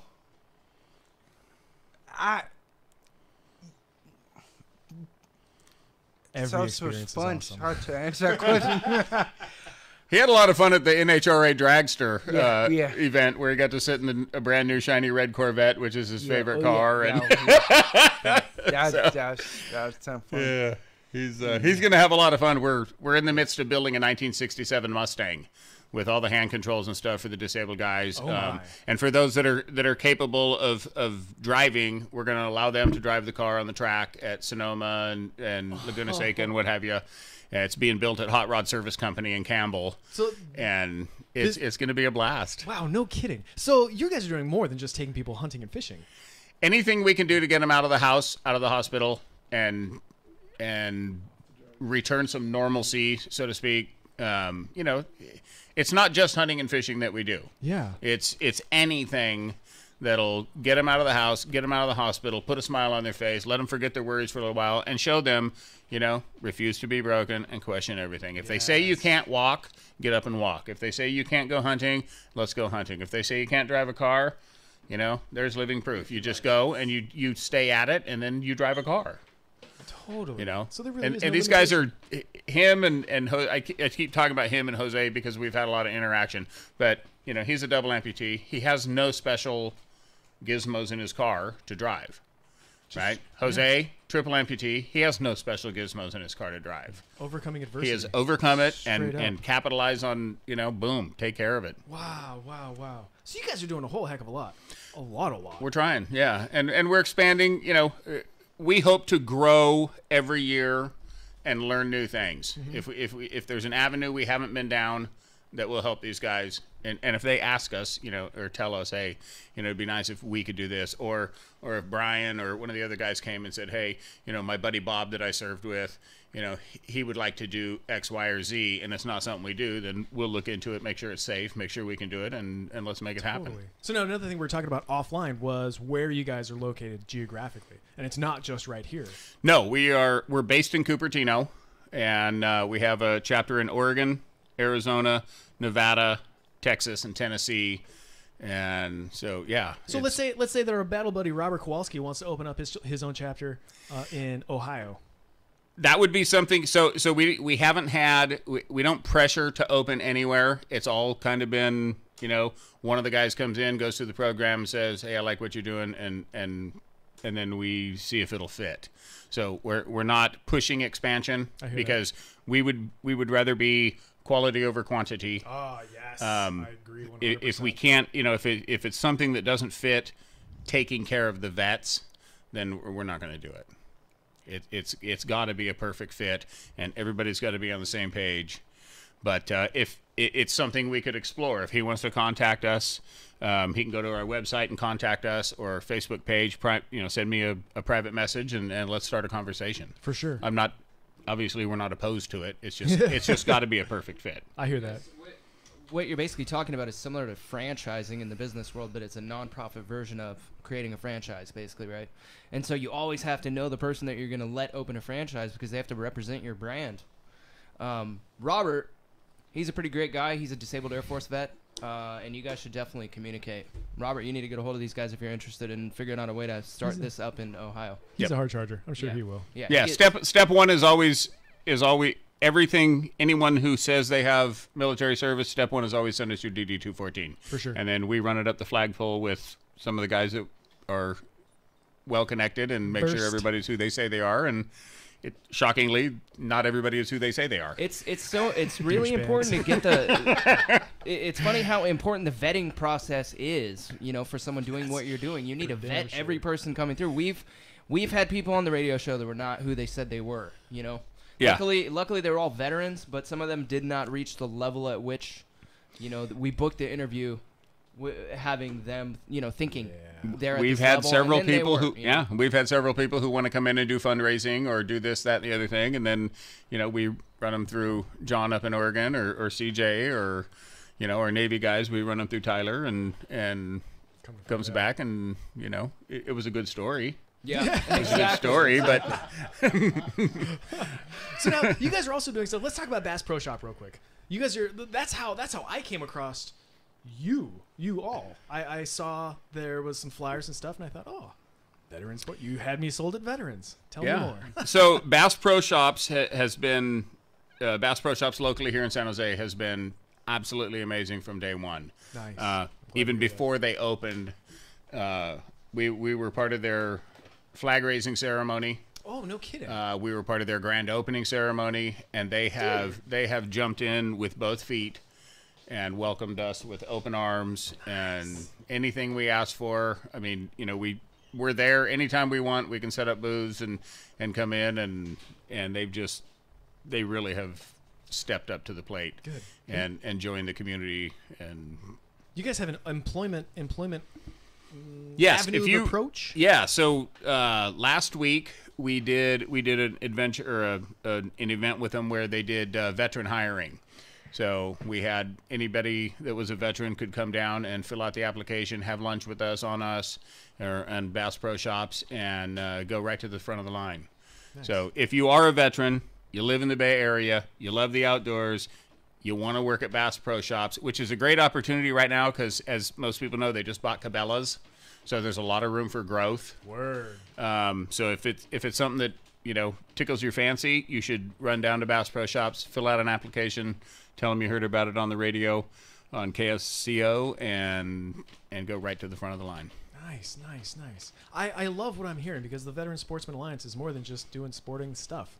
You really are aligning with so many different organizations and so many different people doing some strong work for the community. Not just our community, but the community. And that's freaking rad. That is what it's all about. That's a strong mission. We got a lot of great people. We got a lot of great people. Jim Irwin up in Nevada, our Nevada chapter president. Jim the Kraken Irwin. He was 11 years with Delta Force as a trainer, sniper trainer, and he does personal protection stuff, and you can hire him to any kind of training that you need, and he's just amazing. Nice. So we've been on Prime Revolution on the Sportsman's Channel 4 or 5 times.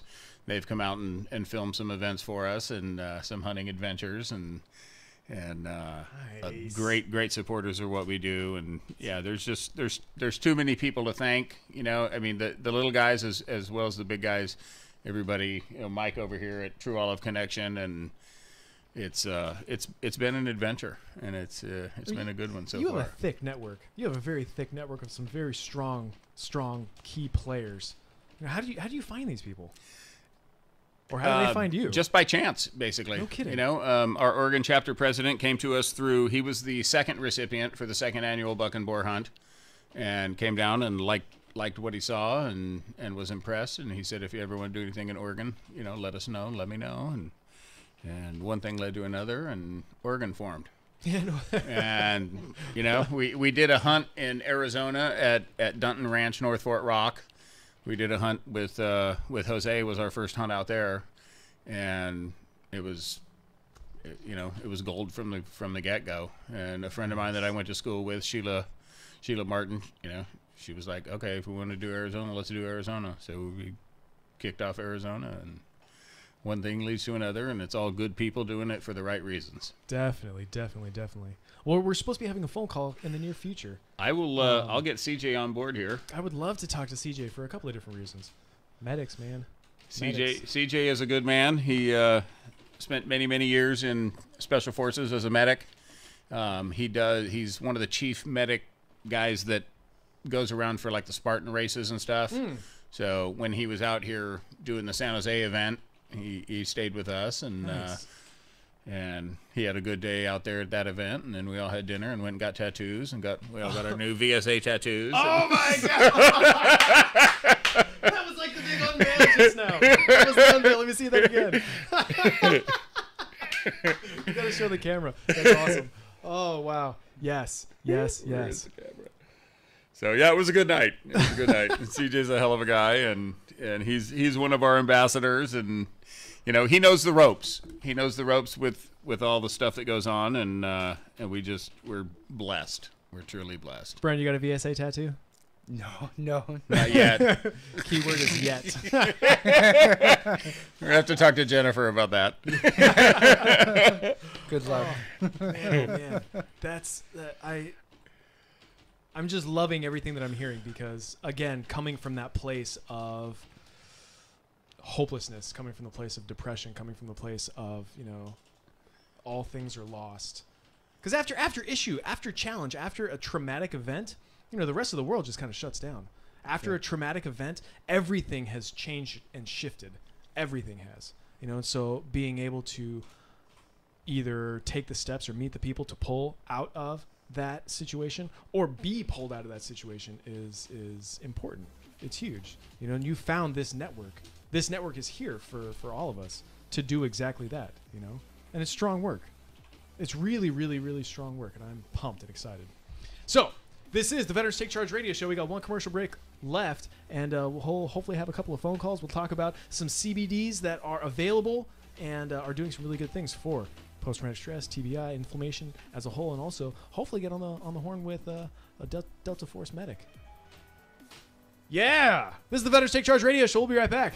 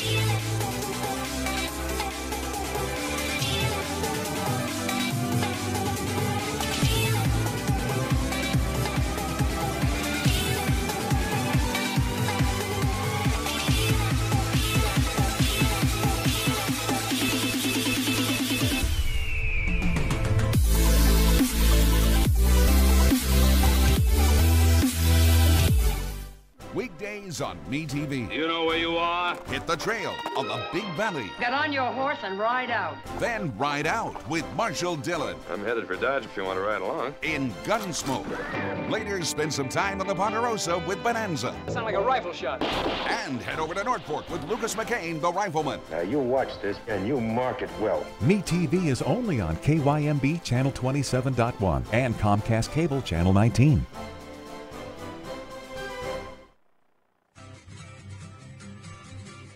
Recently on the Alex Darnell Show, if he asked Donald Trump, say, about the birther movement, he says, well, didn't you know this was a lie? I mean, how did you not know it was a lie for the last 5 years you've been talking about it? If, as you say, you said you sent investigators over to Honolulu to investigate Obama's birth records. Well, had he really done that, I think he would have found that there's a long-form birth certificate on file, filed in 1961 whenever Obama was born, and there would be nothing more to investigate. But, of course, Trump wouldn't let something like that go because he doesn't care about the truth. He doesn't care about smearing people or insulting people. We know that, right?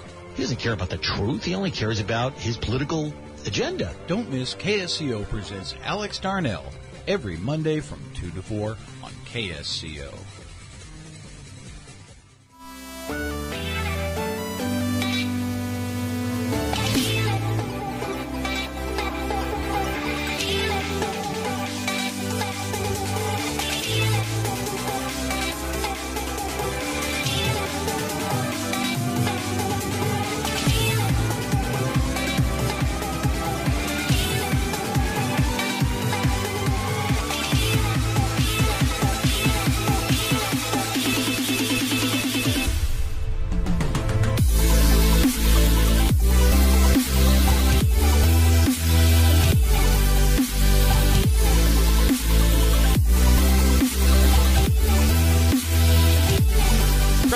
Welcome back to the Veteran State Charge Radio Show. We got about 15 minutes left with the Veteran Sportsman Alliance, and there's so many more things that I want to talk about. But we got a couple of phone calls, and so the first person I want to talk to is Susan.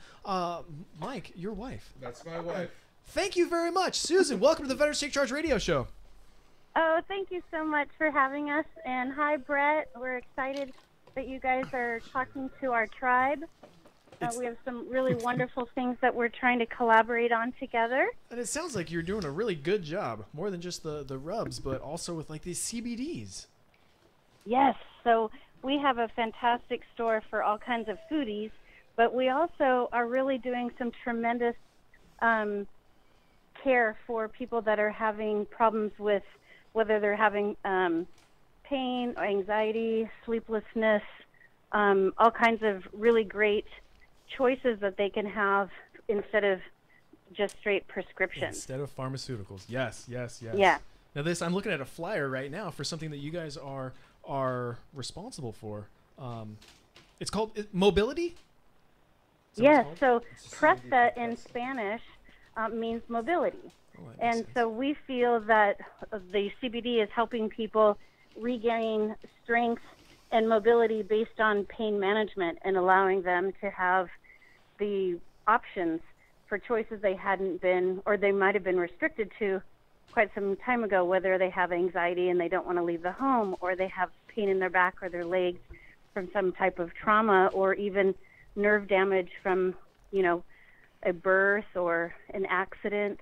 But what's wonderful about the mobility products is that everybody that has been trying it keeps coming back and saying, it's the only thing that's ever worked for me. Even they're talking about Valium and morphine and Percocet and Darvocet and oxycodone. These things that they tried didn't even touch the amount of pain that they had or their anxiety. Wow. And then this wonderful product that comes from our own resources of the world are changing the way that they can be part of society again. We couldn't be more thrilled about it. Yeah, no doubt. And you guys have overlap with the Veteran Sportsman Alliance in a couple of different ways, Yes. right? Yes, and our True Olive Connection is a sponsor, and my husband and I really believe in what they're doing, and so proud of the family that they've acquired by just putting out saying, hey, we need to help. What can we do? And by people just making that statement and then maybe making a few suggestions, everybody's just come together and has rallied and supported in so many ways. Vendors and just opportunity for us to give back to our heroes. That's what's up. That's what's up. Well, thank you very much. Yeah. The True All Love Connection is a sponsor of the Veteran Sportsman Alliance. So if you want to go, Yes, we are. Go to True All Love Connection to go help support. Absolutely. They also carry Yeah. the longevity line of products too. If you guys need longevity products, get in there and buy some from the True Olive Connection. They support local veterans and veterans all around the country through the VSA. So. Mm-hmm. Thank you very much. Yeah, we have 2 locations for local visitors or residents. We have one in Aptos and then one in downtown Santa Cruz, and we carry 4 types of CBD for 4 strengths. But it's also fantastic for animals that also have anxiety or problems with pain, and we've had just a tremendous results with that as well. There we go. Rock and roll. Susan, thank you so very much. Thank you very much. Thank you. We appreciate you guys. Go get them. Proud and steadfast. Thanks. Bye-bye. Nice. Now, next up on the phone, we got CJ Parker. CJ Porter. Porter. Oh, my bad. CJ, I owe you push-ups, man. Hey, how you doing tonight, guys? So far, so good. How are you? You're a Delta Force medic. I'm a special operations medic, former 160th guy from the 160th Special Operations Aviation Regiment. I'm going to give you a virtual high five. Hey, welcome to the Veterans Take Charge radio show, man. Great to be on. It's a pleasure to be on and an honor to be on with Veteran Sportsmen's Alliance tonight. These cats are freaking awesome. Everything that they're doing is it's motivating and it's helping. It's doing some very tremendous things for our veterans, for our brethren. And now you're an ambassador for the VSA, correct? That's actually correct. I'll tell you, I met Brett over the internet. Had him on my radio show, The Hot Wash, a few years ago. Did an interview with him and became excellent friends with him before we ever met in person, and got a chance to go out and meet him in person. And I fully believe in everything that Veteran Sportsmen's Alliance does and stands for. And after we met in person, he asked me to be an ambassador shortly thereafter, and it just, I can't say enough how proud of the Veteran Sportsmen's Alliance that I am, and to represent them, and because of the good work that they do for our fellow veterans and the community. I hear that. And CJ, you know what an honor it is for us to have you as part of this.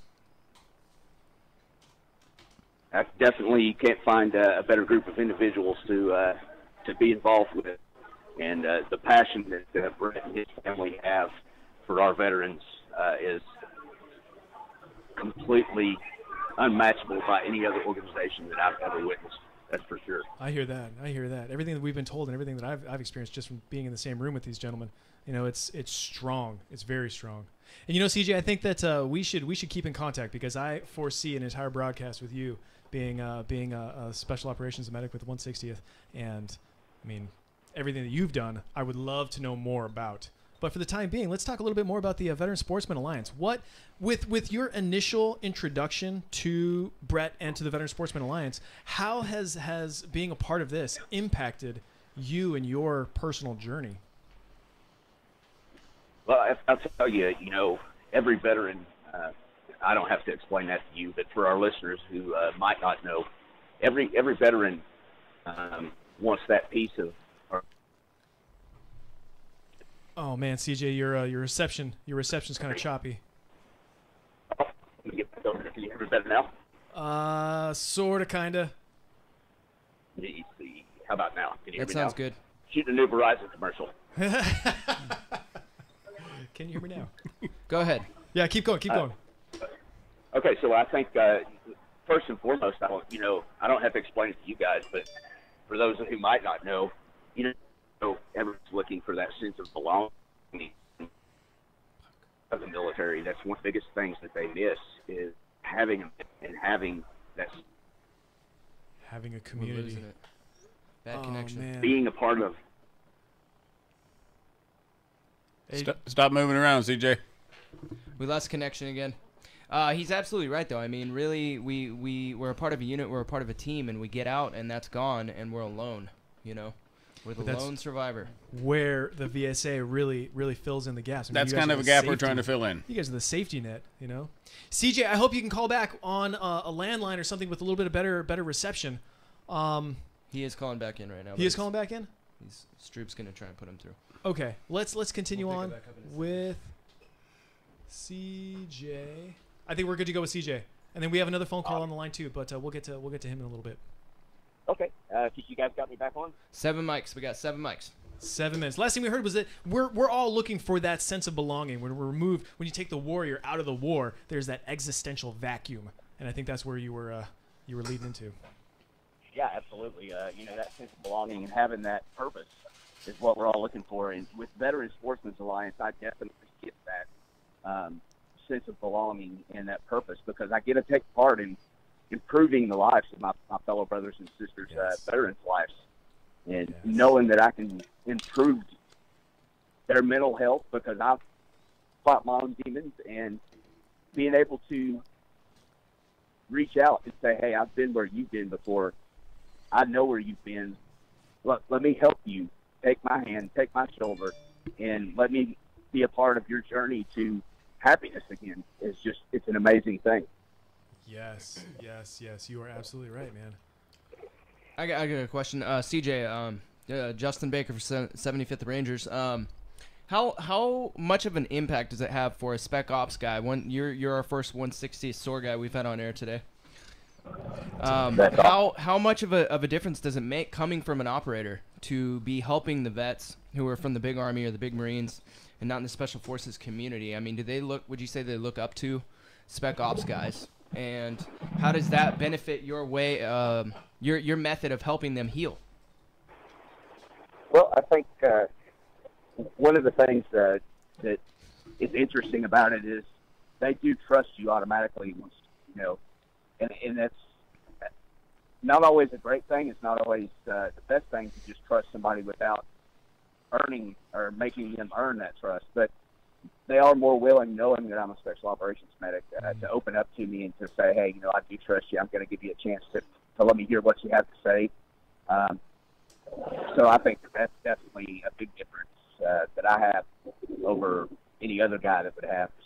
Being a medic and taking care of guys for so long, that kind of gives you the open channel with the guys quickly.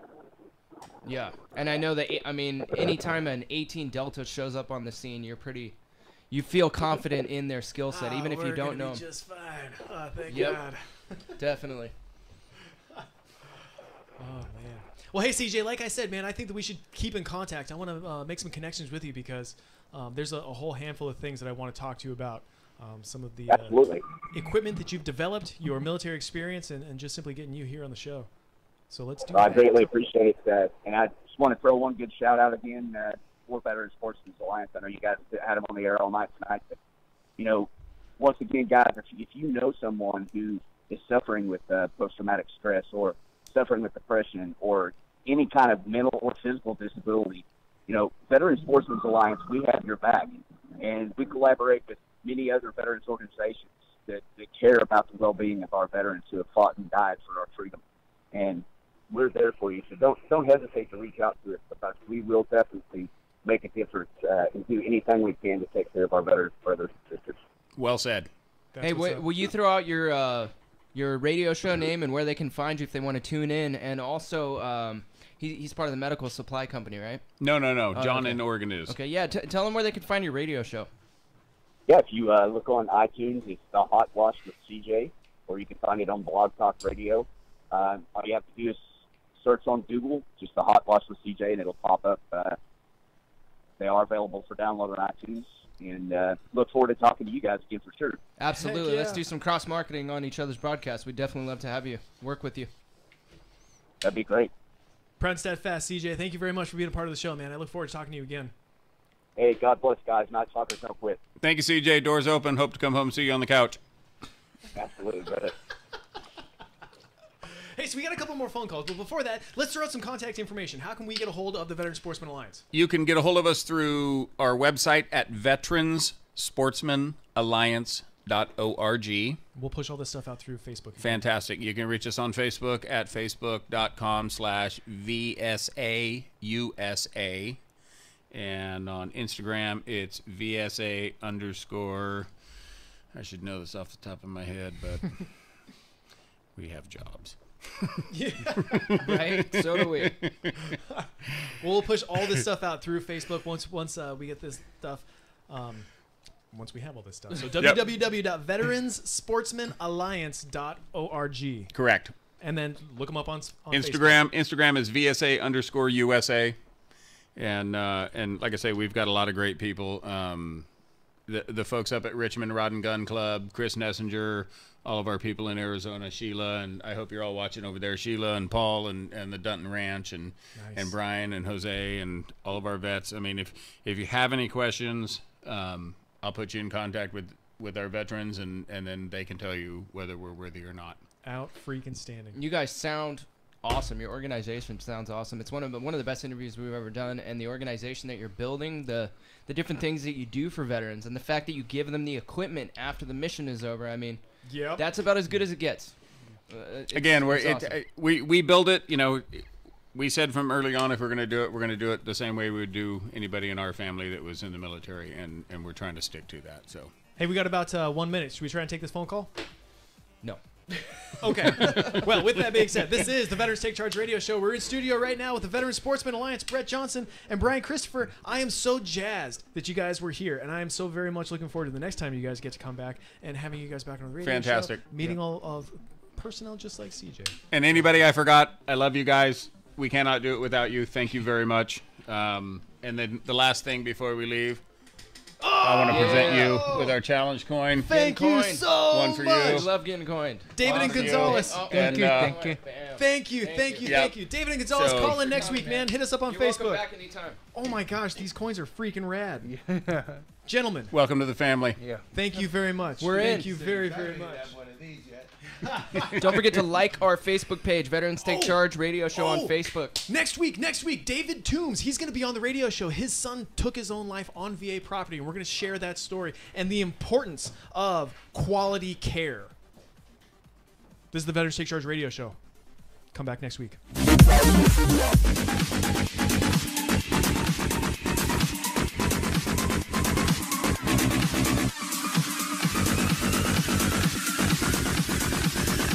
KSCO, Santa Cruz.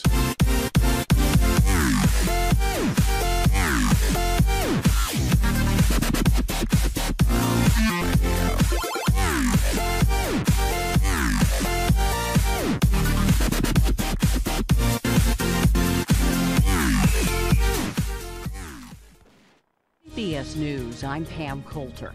The acting Health and Human Services Secretary has declared a public health emergency in California because of the wildfires. Eric Hargan says that will allow those who rely on Medicare, Medicaid, and the Children's Health Insurance Program to receive uninterrupted care. Meantime, firefighters say they've